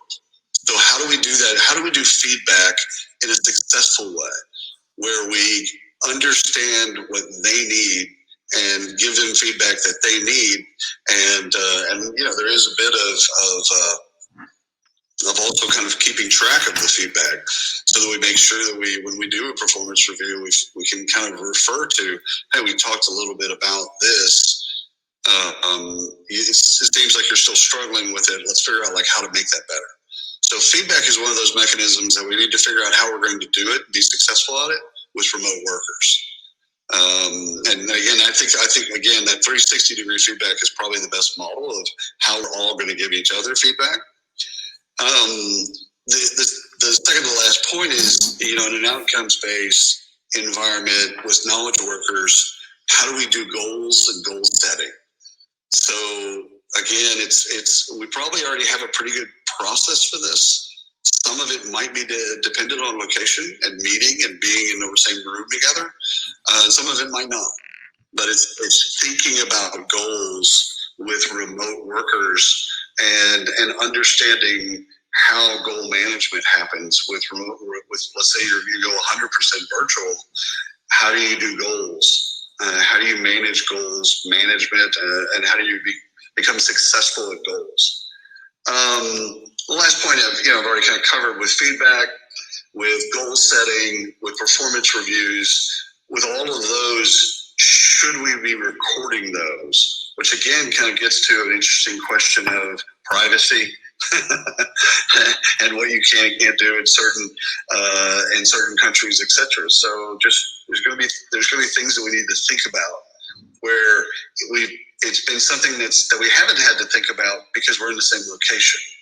And now with the option of people being remote, we need to either think or rethink a process. Payroll benefits and benefits management. Again, now you've got employees that are going to be in different countries and different locations. How do you get payroll done? You know, again, it's like that. Like Lori working at the company in Austin, Texas. You know, everybody's in Austin, Texas. Payroll's pretty easy. Happens every 2 weeks. You use a local payroll, domestic payroll provider, and payroll's, it's never super easy, but it's easier. When you start to have, 120 employees in 16 different countries, payroll is not as easy. And you're using different payroll providers and different models to get that done. So it does force you to think. Remote employees and not being tethered to the location is going to get you to think differently about global payroll. If you've never thought about it, now you're going to be forced to think about it. And the same goes with global benefits. So how do you do benefits in the future? And services, how do you do the services that people come to that we maybe have even taken for granted? You can just email HR, or you go into the employee self-service portal and you get your questions answered. Well, that's great if we're all in the same time zone. But if now we're working across the world, we're in different time zones, I can't pick up the phone. Emails don't get answered in the same way. So we need to think about remote workers and then say, how do we service them from an HR perspective? How do we service people in 16 different countries or 30 different countries, etc. Local pay or headquarter pay. I really want you to think about this. So, and I'll deal with this in compensation a bit as well. But okay, so Lori's making $140,000 at her Austin job. And let's say she takes that job in Paris. Paris is obviously a higher cost of living. It's more expensive to live in. That job would be a $300,000 job if she were living in Paris. Okay. So one of the ethical and moral questions to be asked is, do you pay Lori $300,000? And if you don't, are you already setting up or are you promoting and facilitating pay equity issues? So thinking about location, it's been easy, almost easy. I mean, pay equity is a huge problem, especially here in the US and probably worldwide, but it's a huge problem. And that's in the same city. So software engineer, 10 years of experience in the same city, male versus female or person of color or LGBTQ, the pay equity, there is a gap. Like that's not even worth talking about. There's a gap. Now, with remote employees, are we going to make that gap wider by paying Lori what she's paid in Austin versus what she would be paid in Paris? So think about it like this. Does your location dictate your pay, or does the outcomes of your work dictate your pay? And historically, we've looked at pay partially of outcomes, experience, things like that, degrees, whatever. But also partially we pay based on where they live. So if you choose a more expensive place to live, Sydney, Tokyo, Manhattan, Paris, London, etc., then your pay rate is higher. Well, therein lies an ethical and moral dilemma of are we paying people to live in expensive cities just because they live in expensive cities? And I don't have a great answer for you. I just know that as you increase your remote employees, you're going to then there's going to be a reckoning around pay equity. And so it's probably easier, it's probably better to just, if someone's got, again, using Lori as a backdrop, 10 years of experience, and it doesn't matter where she lives. What's the pay that we pay people with 10 years of software engineers, back-end developers? What's that pay? If she lives in Topeka, Kansas, or she lives in Tokyo, doesn't matter, pay. And again, I'm saying it like that's fact, but it's not. I want you to think about it. Last point on this one is, how do we conduct workforce planning, which has always been a difficult task for HR? How do we do workforce planning with remote employees? How do we think about workforce planning? And how do we then weave in those that are remote into that process? All right, so now let's talk a little bit about learning. We talked a little bit about this as it relates to onboarding. How do we grow Lori's skills? When I first asked that question of myself, I then asked the question, well, wait a minute, do we grow Lori's skills? I mean, it's a remote employee. They're still an employee. You know, they're still part of the firm just as much as somebody that goes to the office. However, are we going to treat them differently from a learning perspective? And I don't know. It's way too early to know the answer to that. But it's something to think about, because again, location has dictated how we typically, and maybe even role and location has dictated how we deal with learning. And maybe the individual has helped dictate what they want to learn, etc. So let's just say we are going to grow Lori's skills, and we're going to do that. So how do we activate her? You know, how do we get Lori trained to then use our LMS and what's available to her from a learning content perspective?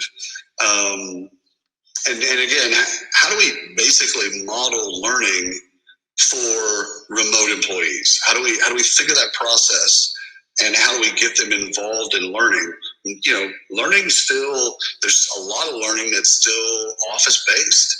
You know, you go down to the classroom on floor 6, and there's a training room, and everybody gets in the training room. You got a full day of training. Well, you know, with remote employees, you know, maybe we're doing that through cams, and maybe we're doing that through video.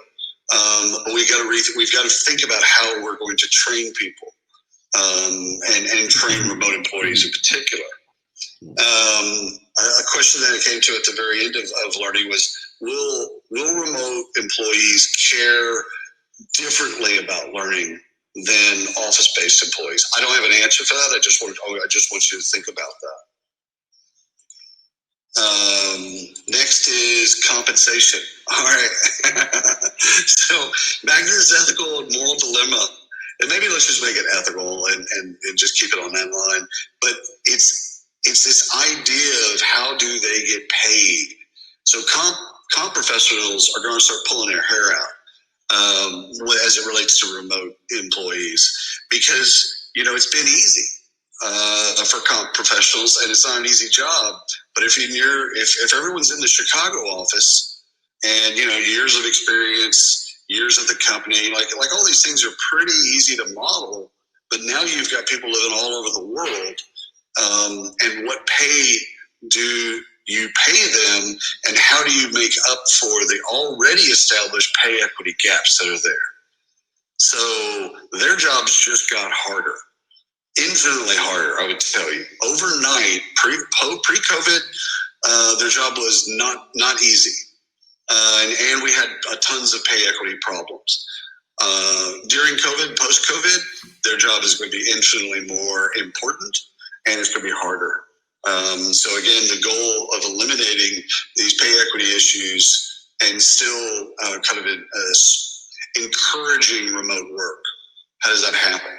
So the question I asked earlier of performance and outcomes in the relationship of compensation, we've used location as a way of a relationship between location and comp. You live in San Francisco, then there's already a cost of living that's on top of your salary, or that are part of your salary. Well, does that just go away? And we just start looking at this role gets paid this. Your comp professionals they're going to need a lot of help. They're going to need a lot of guidance. They're going to need a lot of discussions on how do you pay in the future. And especially how do you maintain equity and equality between folks? So again, kind of the final point on that is how do they do their jobs? Like, again, their jobs is already hard, but how they do their jobs in the future as they become infinitely harder. Just got two more of these. Succession. Again, succession, it's been, you know, I'll just say it like I think it's been traditionally a kind of a boys club thing on one level. There's a lot of politics involved. And it's also been a lot of things that you're at the office.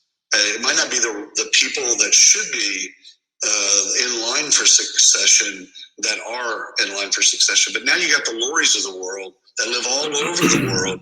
How do they integrate with our succession plan? How do we kind of get politics, you know, get misogyny and get some of that stuff out of the play, get them to the politics, and you have to be in the office, get some of that stuff out of the way. And how do we think of succession with remote workers? And again, a part of that is mentor relationships. How do we make Lori better, right? So how do we kind of think about mentoring in a way, and also career progression? How do we help Lori as a remote worker? You know, she's in Austin, we're in Paris. How do we help Lori think about what she wants to do next and what skills, but also just like what she wants to do next and where does she want to take her career next? That gets us to this slide, which is, I think, probably some of the most engaging, is four things: engagement, culture, values, and retention. So things that we might have already taken for granted, employee engagement has been tethered to the office, right? Like that's the part of the bit. We all go out for drinks, we go to a ball game, there's a birthday party, it's all at the office. Well, now with remote workers being all over the world, then how do we think about engagement? How do we know if we're getting engagement right or wrong? How do we know if we're engaging our remote employees? Like, what does it look like? What are the metrics? Culture is kind of the same bit. You know, it's kind of tied in one way or another to the location. You know, you've got ping pong, you've got all that other stuff that makes up the culture and the office environment. Well, you take the office environment out of the picture because you got remote workers. Well, okay, what is our culture? How do we define our culture now if you take location and something that's location centric out of the equation? Our values, our corporate values, again, most of our corporate values have been with the assumption that people are coming to an office or coming to a place. Well, you know, partially if they're doing that, if there's a flexibility, if they never do that, etc., how does that impact our values? And then lastly, the retention of remote employees, how do we do that successfully in the future? How do we think about remote employees and say, okay, we want to retain Lori. What's our plan? Again, Lori's never coming to the office in Paris. She'll never visit Paris. So it was easy prior to that, but now it's not going to be as easy because you're not going to have that face-to-face. You're not going to go out to dinner with Lori. You're not going to do all those things that you would do typically in retention. So how do you do those things in the future? We're about on time, I think. So, Francisco, if we have any questions, I'd love to take them, and I'd love to also just give everybody my contact information in case anybody has questions after this, etc. William, thank you very much. Surely. Thank you very much. I love your pictures. are absolutely great. We have some. I think we have time for 1-2 questions. I want to go through the question by Emily and Dirk. She is recruiting her first intentionally remote worker. Do you have any just suggestion for how to determine if the person will be happy working in isolation? Yes, that is a fantastic question. It's one where I'm wondering if it hasn't been developed that there might be an assessment for people that thrive isolation it's a great word, but it's those that thrive in a remote work environment. So if you think of like people that are out on an outpost and they do their job and they're not interacting, they're managing their own time and things like that. How are they going to be successful? Well, that takes kind of a special breed. I think we know that. I think we figured that part out.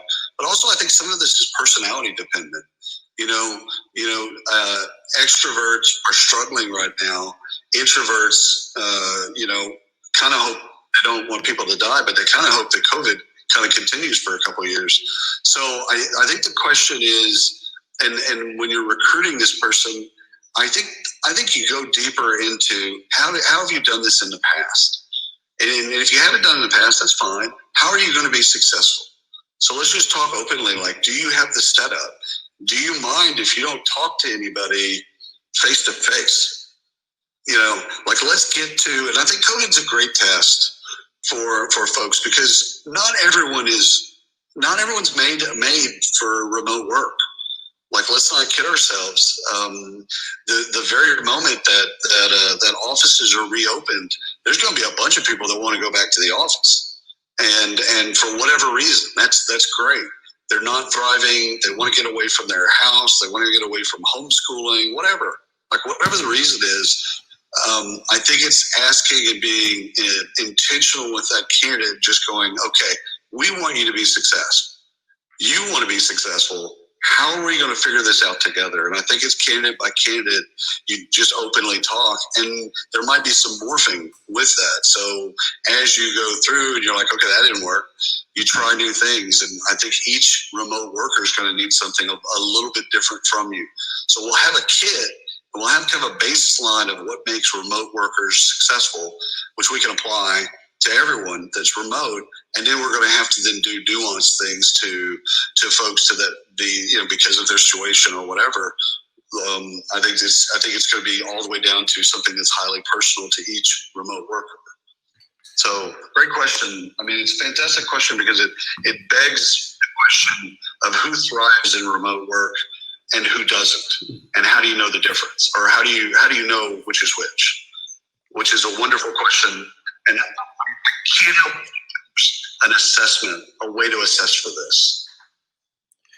Yeah, William, no, absolutely agree with you. I think the question is so pertinent, but I want to point out that happiness is quite subjective, and sometimes we need to define together between candidate and the corporate, how we are going to get you successful or something like that. I was thinking about the culture, because culture is built by people, not by offices and buildings. How to spread these values and the culture, the company culture, through this digital world. No? I think it's very relevant to achieve this successful way of work.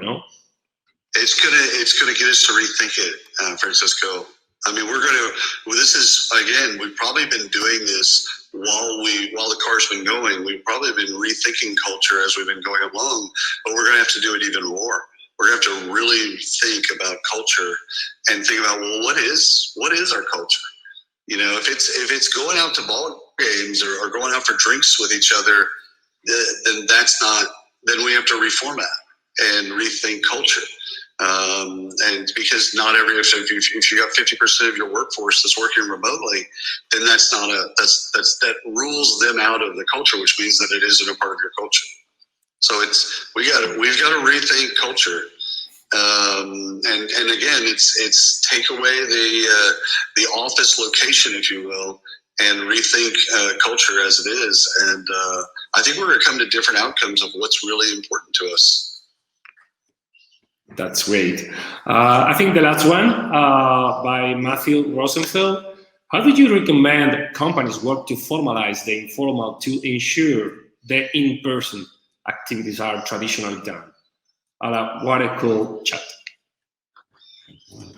So say the question again. I want to make sure I get the gist of it. Yeah. How do you recommend companies work to formalize the informal to ensure the in-person activities are they traditionally done at a water cooler chat? Yes. So first of all, great question, and it gets to kind of our communications and tools that we use. I think COVID, I think has taught us that there's some waste in some of that. That maybe what we thought of as culture, as the conversations in the hallways and the interruptions in the offices and some of the water cooler chat, some of that is valuable. And it should become a part of the institutional knowledge of the firm and shared and things like that. So there's some of that that's actually great, which we then should capture and then communicate across the firm to all employees, remote included.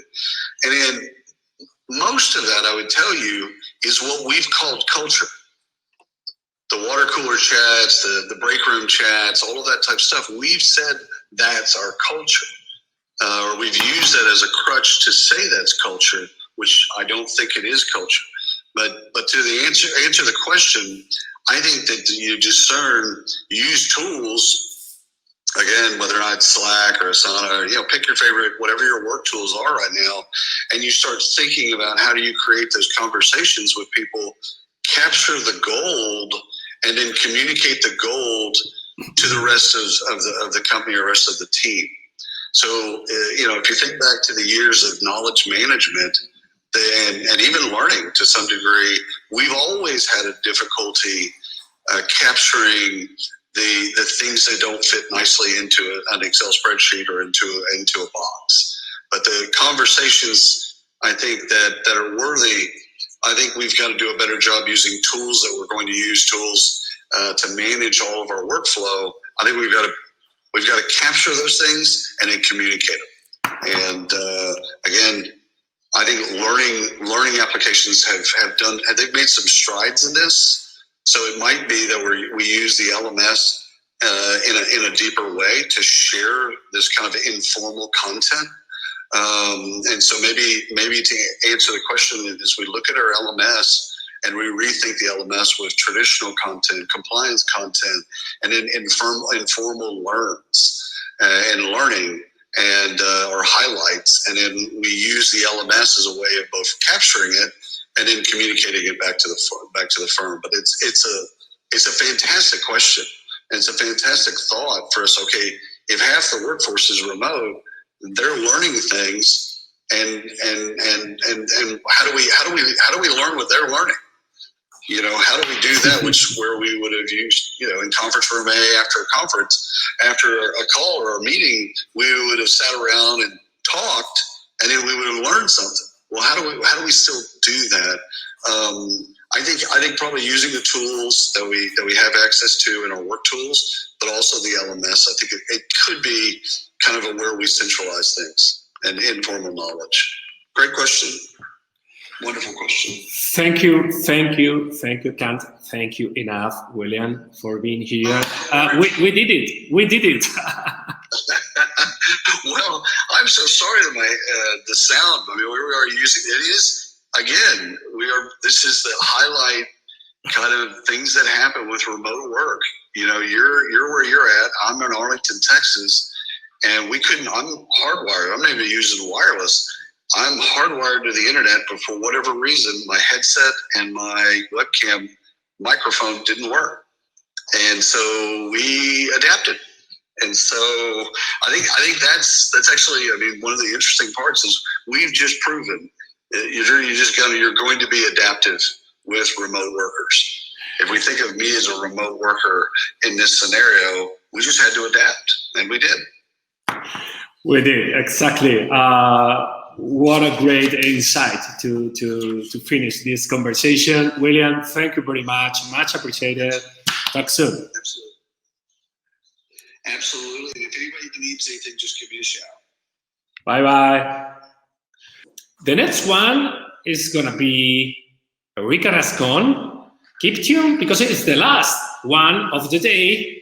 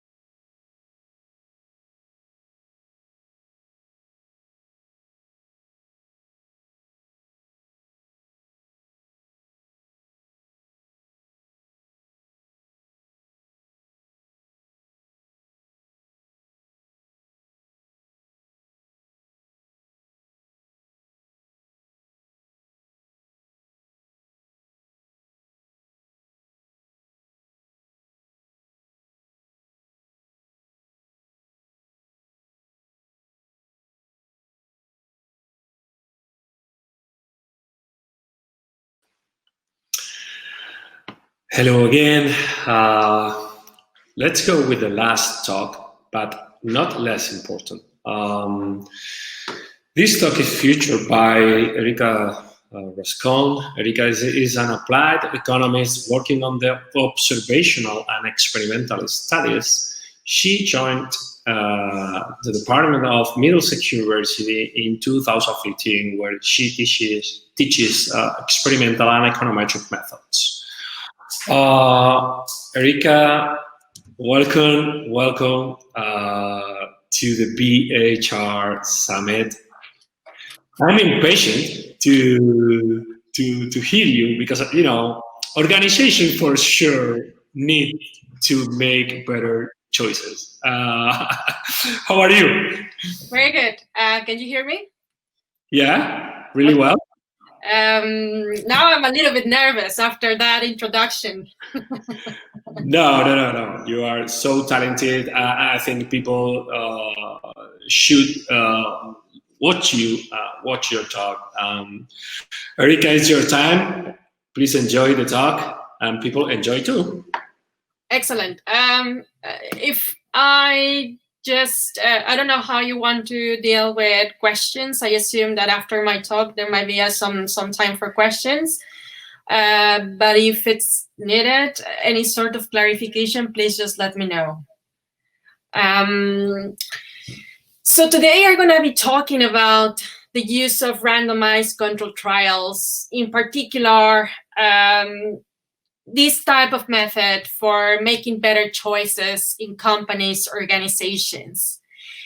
And by better choices, I mean not only improvements of what we want to see in our companies to happen, but also to have informed choices about the decisions that we will make in terms of our employees, organization, in terms of how we're going to organize the technological process that we're following, etc.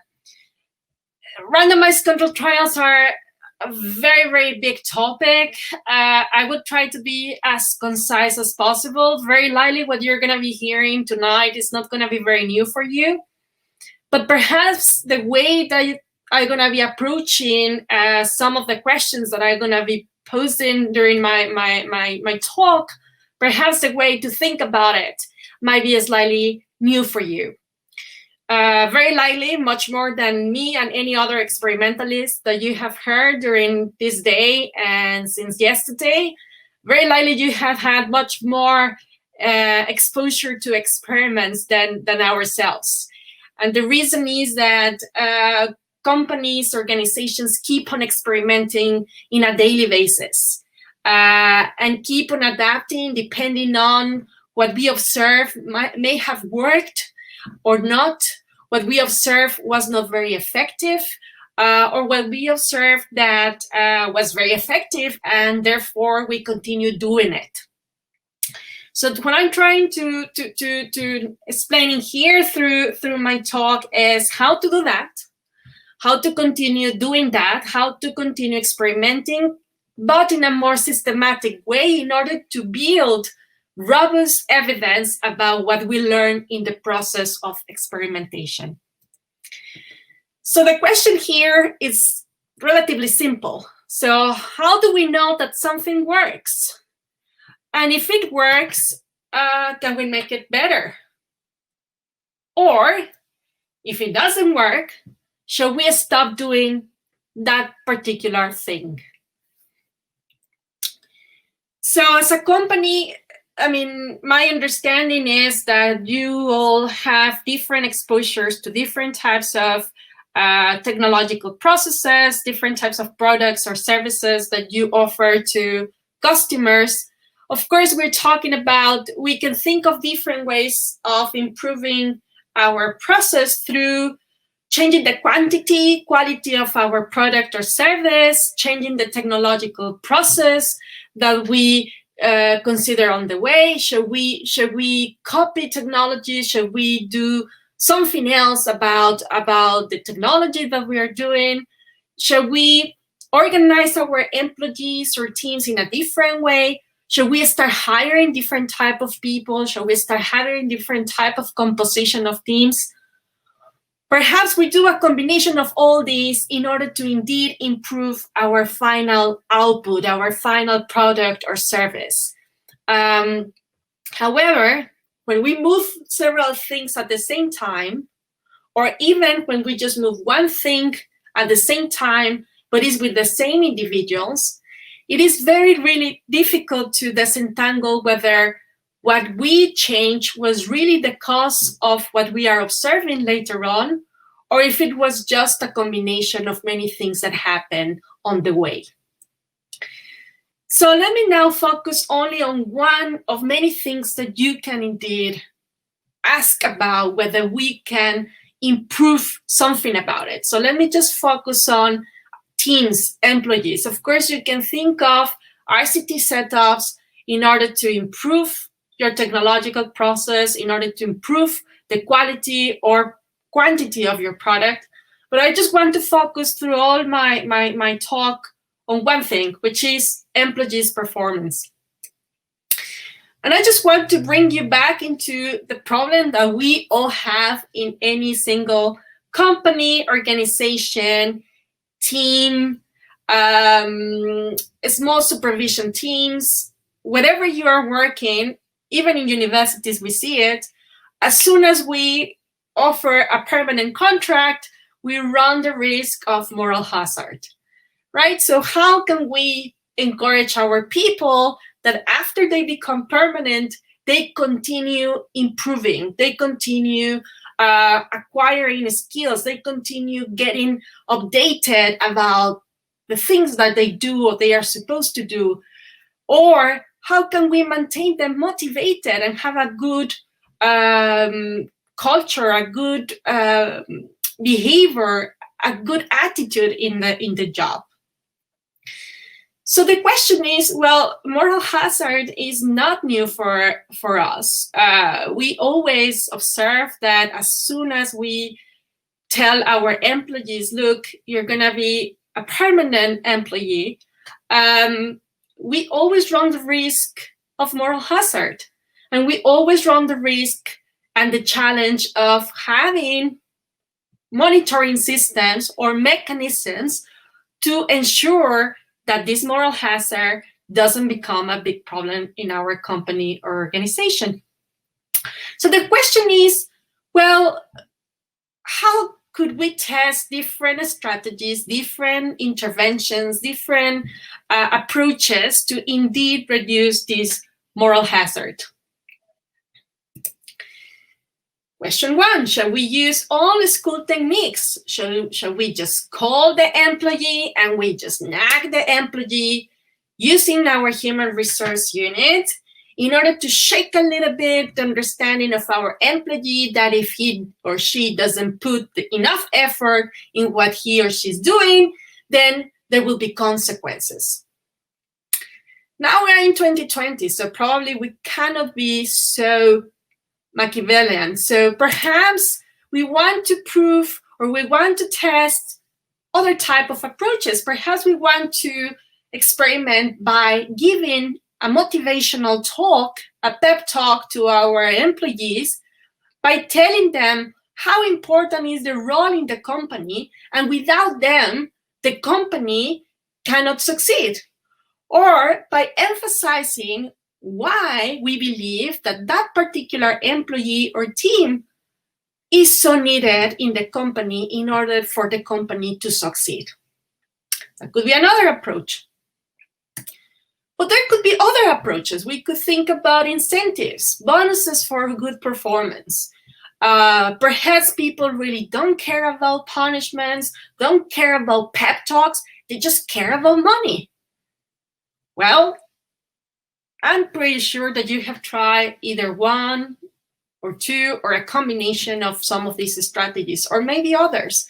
Some companies indeed go for the strategy of the employee of the month, which is another type of approach to make our employees to feel cared and to feel that they are part of our organization. It could be another strategy. Here I'm just posing or trying to describe 3 different types of strategies that might be good choices for decreasing the problem of moral hazard. The question is, how should we indeed identify which of these 3 different strategies is the best to improve our employees' performance?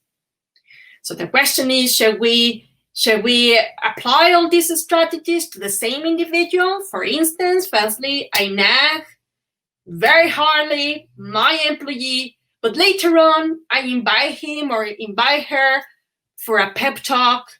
And then if I see that there's no change in behavior, then I call again my employee, and then I say, hey, look, we have some bonus here. So if you become a little bit more productive, if you sell more products, you can have a bonus. And the bonus can be X, Y, or Z. Should we then combine all these strategies in the same individual? Or should we just do a phase-in implementation? So we can try, as I said before, strategy 1, we punish. Strategy 2, later on, we call the person for a pep talk. And later on, we call the person for a bonus. So can we do it like that? What about if we then try all these strategies across different individuals? So how can I proceed, given that there are so many different possibilities or so many different strategies to be used in order to encourage our people to put their best in our organizations?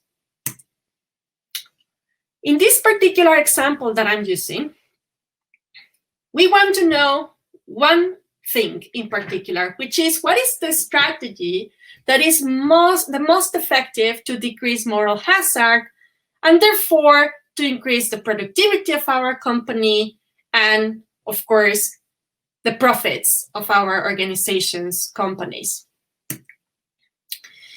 To answer this, we will use randomized control trials. And what does that mean? Well, that means that we need to have 2 key elements. The reason why we need a randomized control trial is because we will need to know how our employees would have fared in the absence of an intervention, in the absence of this strategy to improve the behavior of the employee. So to implement a very simple experimental idea, which later on I'm going to explain with a little bit more of detail, we're going to need 2 types of elements, very key elements. Number 1, I call it clones. So we need clones that are indeed a group of people, on average, identical to those employees that are supposed to receive the intervention or a strategy. The second element is random assignment. We will randomly allocate our employees to the intervention or to no intervention whatsoever without allowing them to select themselves to either group. And this is the key part of the story. The random assignment allows me to reduce as much as I can the selection bias problem. Why there could be a self-selection bias problem? Well, imagine that you want to interfere in the selection of who goes for the intervention and who goes for the no intervention. And suppose that you think that those that should receive the intervention are those that you believe are indeed sleeping in the office or having too many breaks. Well, the reason why you cannot just choose who goes to the intervention and who goes to the control or to the group that is not going to get intervention is because by definition, you are already using a characteristic that is making these 2 groups not comparable. So perhaps you're seeing a characteristic of one group that makes them more suitable to get the treatment than others, but then this other group cannot be a good comparison group for our group that is going to receive the intervention. So 2 key elements for running a randomized control trial is, number 1, we want to have a group of individuals that are our clones, which are on average identical in terms of socioeconomic characteristics, in terms of psychological measures, in terms of levels of productivity, and so on, prior to the intervention. So these 2 types of individuals, the clones that will be a reference group and those individuals that will be receiving the intervention, these 2 types of individuals need to be identical prior to the intervention. Otherwise, later on, when the intervention happens, I don't know if the difference in outcomes are derived because of those differences that we already had in the beginning, or it was just because of the intervention. That's why we need to be very careful about having these perfect clones to be a reasonable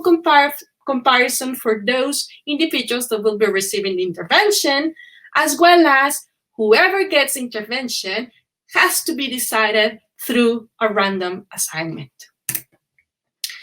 So let me just introduce a couple of wording that I'm gonna be using, but also you're gonna be reading about if you feel quite excited about this RCT method. So number 1, we're gonna be calling treatment group those employees or participants that receive an intervention, or in our case, a new strategy to reduce moral hazard. And we're going to call control group or placebo to those individuals that do not receive the intervention, or if it's a placebo, that receives a treatment that is not supposed to change our main outcomes of interest. For the case of moral hazard problems, perhaps our main outcome of interest might be the productivity at the employee level, the final output of the company at the employee or team level, or even the employee satisfaction. Okay, just a formality of the definition of a randomized control trial. The clear definition is this is just a method where we have at least 2 or more groups that are created through random allocation. At least one of the groups receives an intervention, a strategy, a policy, a treatment, and that's why we call it the treatment group, while the other group doesn't receive the treatment, or if it receives a placebo, is a placebo that cannot affect at all our outcomes of interest. And how we calculate the effect of the treatment? Well, once we expose to the intervention our treatment units or treatment group, then we collect data again, and then we measure or compare our outcomes, which could be quantity of the products that we have produced in a specific period of time, or product failure, or employee satisfaction. So we compare these main outcomes of interest between treatment and control groups. Okay, let me now give you a clear picture of how this works. So imagine that you would like to test something using all the Uber drivers in the US. And I want to know, or I want to incentivize better driving among Uber drivers.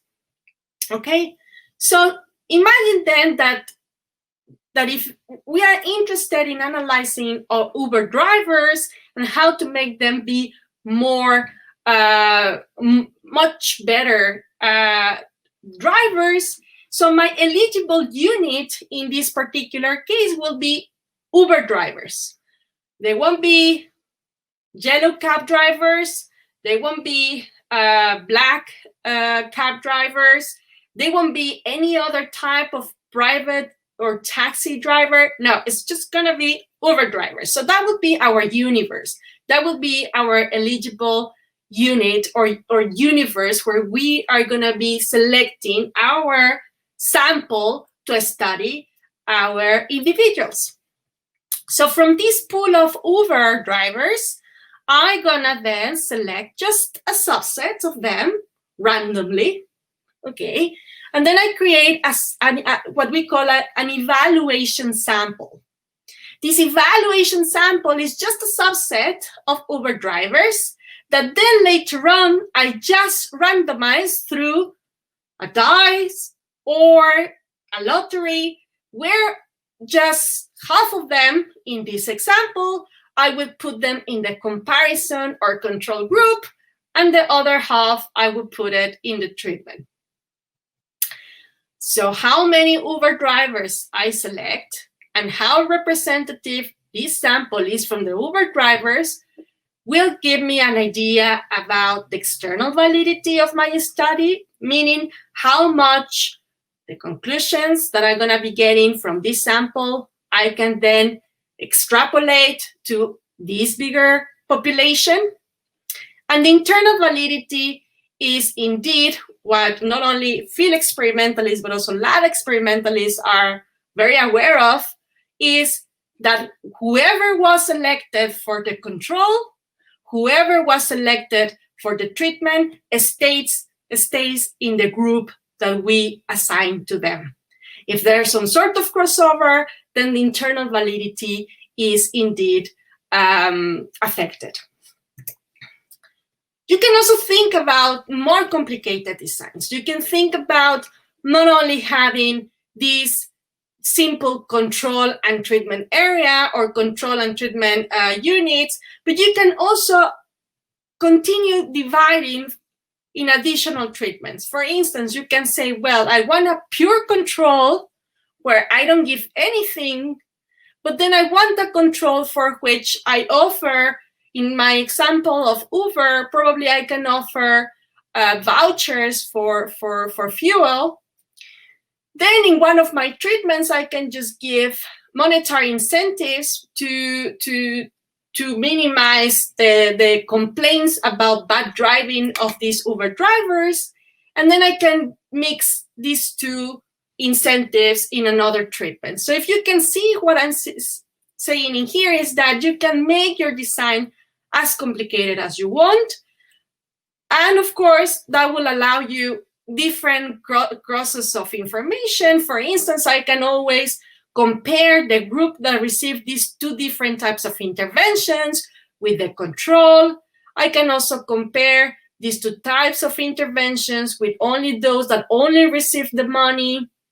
Or I can compare these two guys with those guys that receive only the voucher for fuel, etc. Of course, the more complicated is your design, the more observations, the more participants, the more individuals, the more employees you need in your study. Okay, so how do you start your RCT? Well, number one, you need to identify the problem. So we want to solve something, and that's why we use an RCT. So what do we want to solve? Well, we want to know, or we want to improve employee satisfaction. We want to improve the level of productivity. We want to improve the efficiency of our technological process, just to give examples.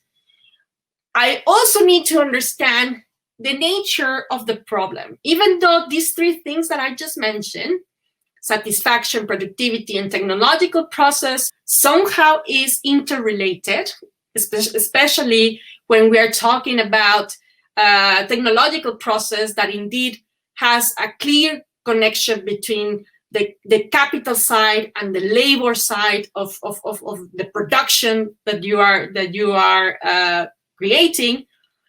But it's important to know the following: despite of having these three potential outcomes of interest, which we call main outcomes, right? Because these will be the outcomes that we want to look as the main goal of our RCT. What we need to understand is the different mechanisms that are indeed affecting these different outcomes.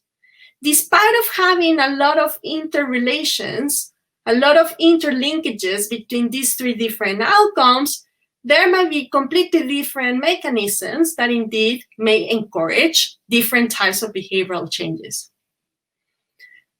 The third thing that you need to think of is whether you want to do it with your own company. Perhaps it's a small company. Perhaps you have multi-plan companies.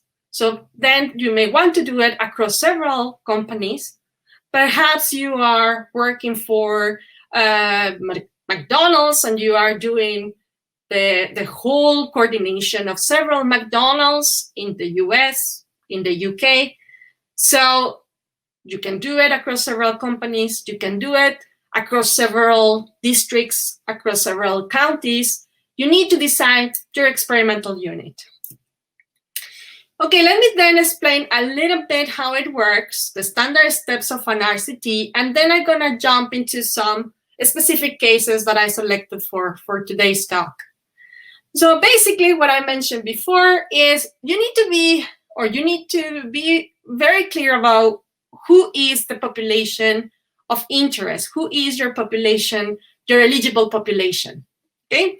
In my example with Uber, well, these guys that are in here, this is my whole universe of Uber drivers in the US. Now, it doesn't need to be at the US level. So suppose that I just want to do it at the New York state level, because that's where I work, that's where I can influence this type of experimental design. So then I'm just gonna focus then on New York Uber drivers. Or let's suppose that your company has different regional branches. So your regional branch is West US. Okay, so then you can do West US Uber drivers. Okay, so in here, the eligible population can be whatever you want.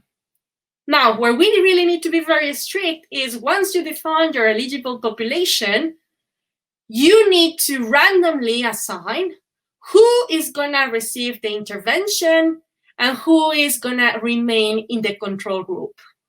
As I said before, this randomization cannot be managed based on a specific intuitions or a specific rumors or advices from people that tells you you should put in the treatment these or these companies or these and these districts. No, this has to be purely random. That means that there should be a lottery in order to select who goes to the treatment, who goes to the control. Once we do this selection, we run our intervention. Whatever is our intervention, could be an intervention on, as I mentioned before, bonuses, could be an intervention of inspirational talks, could be an intervention on punishments, etc. Then, once we do the intervention, we collect data. Let me now emphasize a little bit more when we collect data. We collect data before the intervention. So as soon as we have our eligible population and we do our randomization, we are going to collect data in here. So prior to the intervention, we're going to collect data not only on our main outcomes of interest, but also on sociodemographics, social psychological information, social preferences, whatever you think may interfere with your main outcomes of interest directly or might be important determinants of the chances of participating in the intervention. Okay, just to give an example. So with my example of Uber drivers, perhaps more educated Uber drivers tend to have better driving culture, right? So education might be a sociodemographic variable that might be important if my main outcome of interest is good driving by Uber drivers. But also some social psychological measures might be important, such as the motivation of our Uber drivers or how confident they are about the company's promotions or the company's bonuses, etc. Okay? as I said before, this baseline data collection needs to happen prior to the intervention. The intervention happens, and then once again, I visit or I collect data of my people. With the comparison between the employees that were subject to the intervention versus the employees that were subject to no intervention, that will be the way how I'm gonna be measuring the effect of the intervention on the outcomes of interest. Just a couple of notes about measurement before and after the intervention. You may want to consider variables such as how our employees interact with each other. You may have heard already about cooperation from some of the previous speakers, what their goals are in the company, what they think their role is in the company, employee satisfaction, productivity by team, employee, among many other main outcomes that you can have in mind.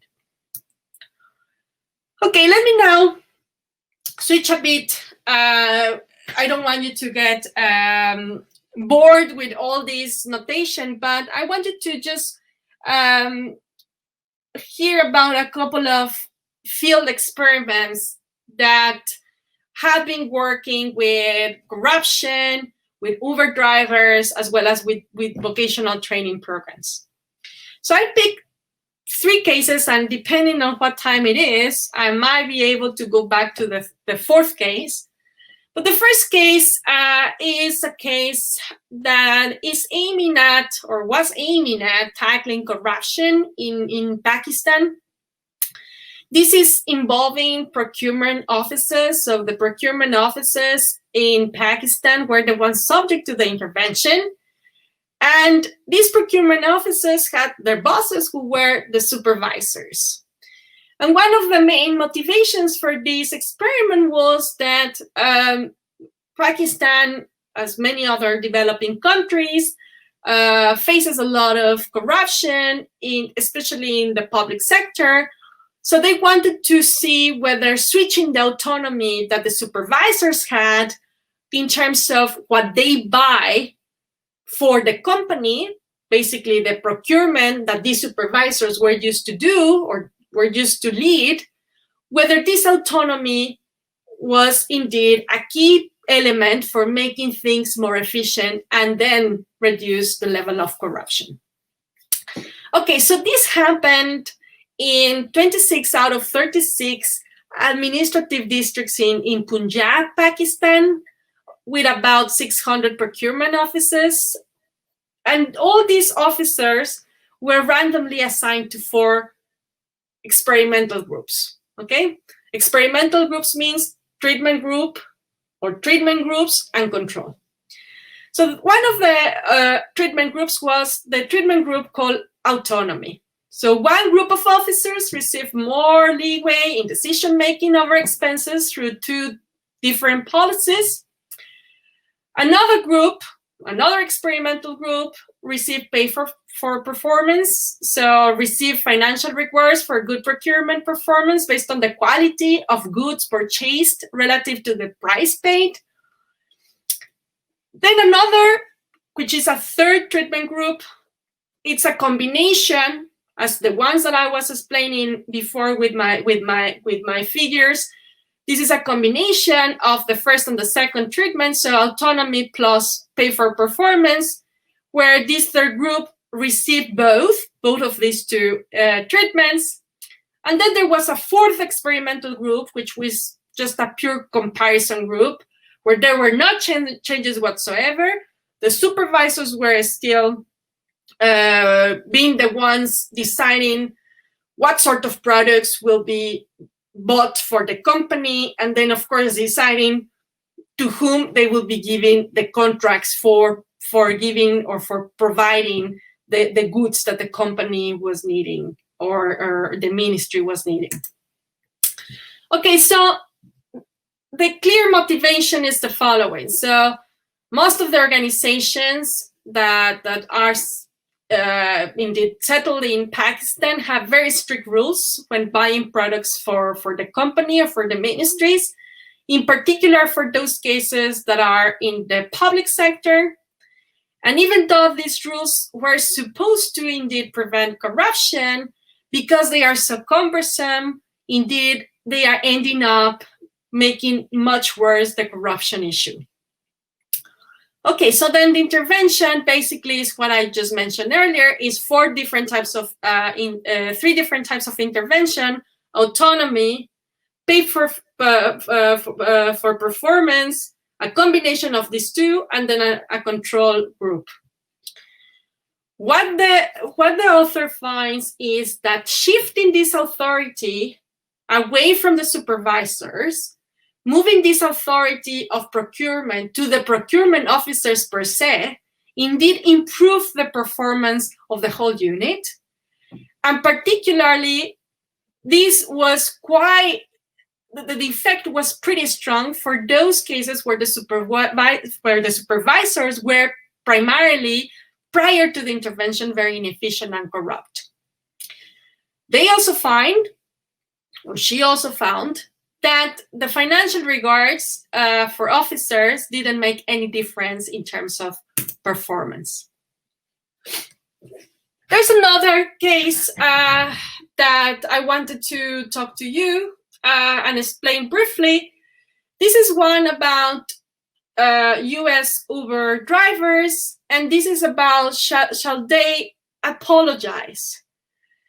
So they wanted to see whether customers were reactive or there was some sort of change in the behavior of customers if the Uber driver offers an apology when there were late pickups or they had the customer had to wait too much time for the car arriving, etc. So the intervention consisted in, this is a very simple intervention because, of course, using mobile phones, you can send messages to a very wide range of customers for a very low cost. So this is basically three different types of apology. One of them is just a very direct apology, such as "I'm very sorry for the inconvenience discussed." The second apology was something like, one said they were idiots for causing the rough journey. So basically another type of message. And the third one was promise the riders that they will never experience such a terrible ride again. There was something that we call reinforcer. So in addition to these three different types of apology, they offer a reinforcer to three other experimental treatments where they gave the chance of giving a voucher for money of their next journey to the customer. The effects that the author, John List, found is that apology by themselves were not very effective, but what it was very effective was the incentive through the voucher. And this is another type of experiment that I ran with a co-author of mine, Victor Rascon from the World Bank, where we saw very high rates of teenage pregnancy and childbearing, as well as low rates of HIV testing in Malawi among young populations. And we used the setup of a vocational training program to increase human capital of young people and therefore increase the opportunity cost of young people to have children at early stages. What is interesting of this experiment for the current talk is that what we find is the following. So the intervention was the classic vocational training program where you offer different types of trainings depending on the occupation that the trainee select. So you could go for, training to be a better plumber, a better carpenter, a better beautician, etc. So that's a classical vocational training program. But in addition to that, to half of the individuals that were treated, we offer an inspirational talk. And this inspirational talk, just to give you an idea about the costs and how this kind of tiny little tweaks, also in terms of using social psychology in our interventions, how much may improve our strategies. What we find here is that, well, this vocational training program, the cost per individual, it was a 3-month intensive vocational training program. It was for $1,000 per participant, whereas the inspirational talk was about $15 per individual. Okay, so we're talking about massive differences between the vocational training per se and the pep talk. And what we observe is that in the overall, providing human capital to young people through the vocational training program indeed reduced by half childbearing comparing treatment and control group, also increased by 30% HIV testing. But most importantly, all these effects were very strong for those individuals that received the inspirational talk. So basically, you can create interventions which can be slightly complex or very simple, whatever is your taste or whatever is your need.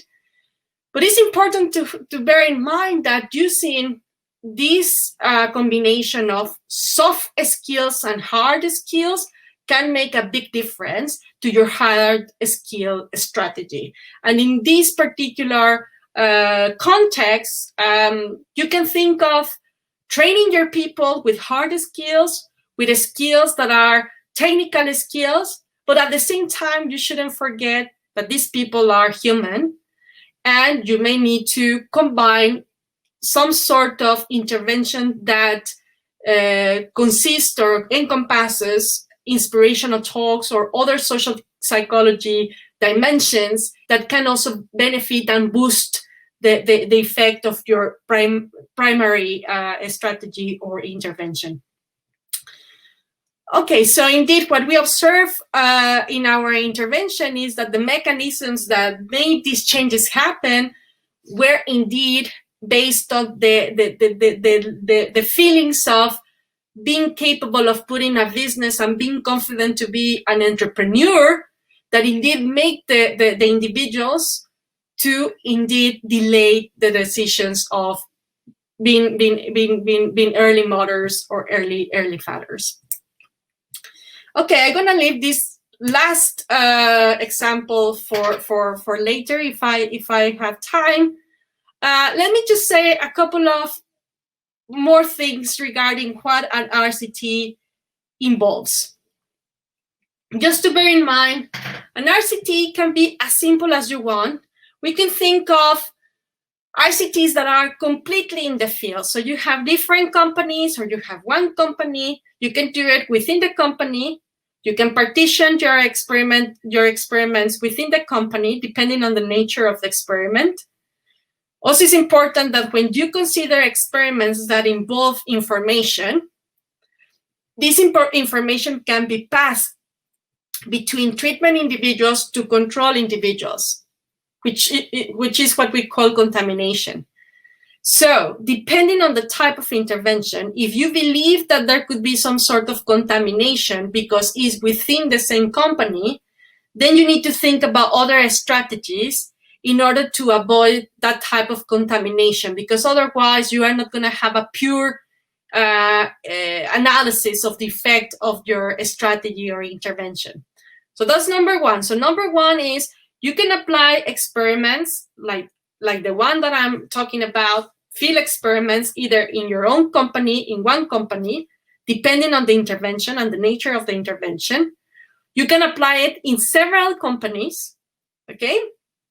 And this can be either face-to-face or through mobile phones or through online experiments or through a combination of both, doing face-to-face interviews, etc. So it could be as intensive as you want to do it face-to-face, online or not. Of course, now in the middle of a pandemic, what we are doing in several places is switching quite a lot of our field experiments into online experiments till we can continue proceeding in the field. I have a couple of things in the field right now. IRBs are already giving approvals for running things in the field in the US and also in the UK, but also in some African countries where I have been working. But bear in mind that you can do it in any setup you want. You can use mobile phones, sending messages, randomizing different types of messages, using different types of framing. You can do it using Facebook. Now, we have been running a couple of Facebook experiments which have been very successful. One of them is for improving civic education among young people in Tunisia. It's very low cost and you can reach a lot of people. So you can think of RCT setups not only in the field, face-to-face, but you can also think of online mobile phone setups. Okay. Finally, let me just give you a big picture of some of the different types of randomization that you can run. Number one, we have the simple randomization. So simple randomization, we just run a lottery. Literally, imagine you put the names of each of your employees in a basket. You reshuffle the basket, and then you just take 20% of the names, and then you put them in one of the groups. Then you put another 20% in another group. To make it even fairer, you can say, well, the first one goes to the right, the second one goes to the left, and so on and so forth. So the simple randomization strategy that we even do it with our kids. We have other type of randomization that is a combination that you can use. You might be interested in a specific type of people or units. For instance, if you believe that females behave differently from males, that also means that you would like to test the same mechanisms in the two types of different populations. And in order to ensure that you have enough statistical power, enough observations to analyze your data, you may want to use something that we call a stratified randomization. And that means that instead of reshuffling, in your basket, everyone together, what you're going to have is two baskets, one basket with female names, another basket with male names, and then within the basket of female names, you're going to have control and treatments, and then from the basket of males, you're going to take out control and treatments. That's what stratified randomization means. And then finally, cluster randomization, which is one of the favorite randomizations of field experimentalists like myself. When we are working with companies, several schools, clinics, ministries, health centers, you name it, you know that, again, depending on the type of intervention, let's suppose that we're talking about you would like to change the social norm related to work ethics. And because the social norm involves information, involves motivating your people, it is very likely that if you apply that intervention within the same company, there might be a lot of contamination between control and treatments. As a result, if you have the chance and if you have the setup, you can think of applying different treatments to different groups of companies. So suppose that where you work, you have the chance of having, I don't know, you are running CVS pharmacies, right?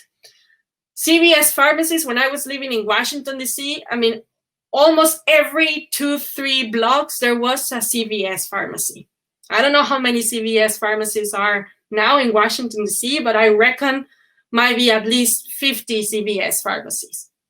So suppose that you have the chance of having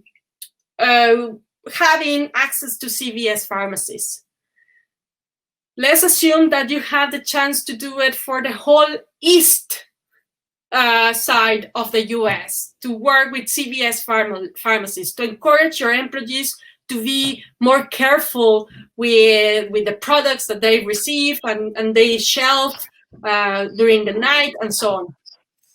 Well, if you have access to, let's say, 250 CVS pharmacies, then you can select, for giving a number, 50 CVS pharmacies for one treatment, 50 CVS pharmacies for another treatment, and so on and so forth.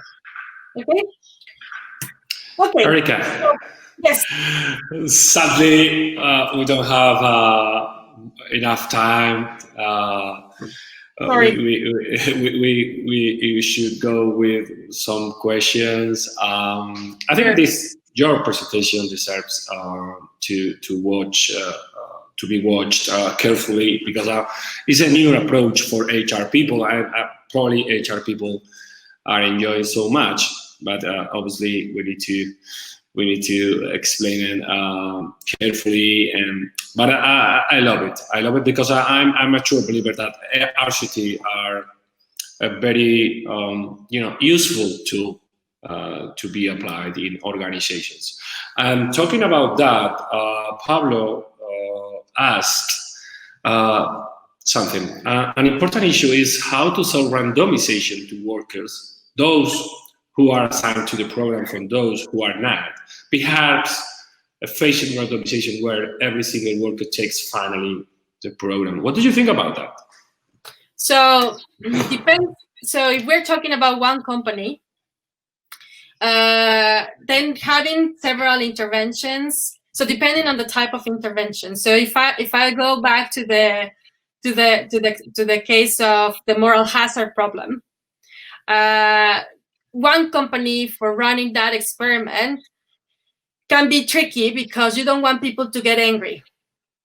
Okay, so you don't want people to think that some got the bonus and then some others got the punishment, no? So what you can do is a phasing design. I mean, the punishment idea is just for just giving different approaches, right? But you can just have a phasing design when for the punishment treatment, it cannot go like that. But you can tell people, look, we're going to be running different strategies. 1/3 of you will receive some of those strategies, another third other strategies, without giving too much information, because you don't want the Hawthorne effect, no?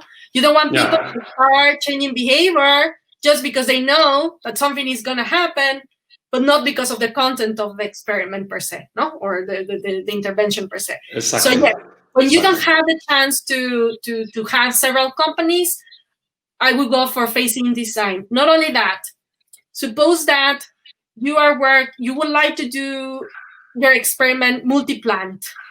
You may have several plants, okay?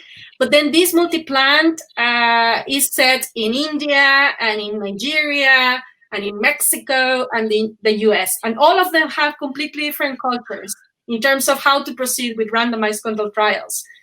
Some of the countries indeed may not want to have people outside of the intervention. They may even feel it that is not fair for them, okay? We have situations with some governments when they say it's impossible to have a group with no intervention whatsoever, especially if you know that the intervention is going to change the life of people, no? So in that type of case too, it's good to offer a phasing design, no? So you can negotiate, especially when you have multi-plans and you need to deal with different countries, which may have different cultures regarding this type of experiments. You can always offer a phasing design where you just randomize the order of who goes first. Yeah. Of course, the caveat of that is that at the end of your project, there's no control. No? Yeah. So you can just measure at the end of the project just the intensity of exposure to the treatment. No, that is pretty cool. Brilliant.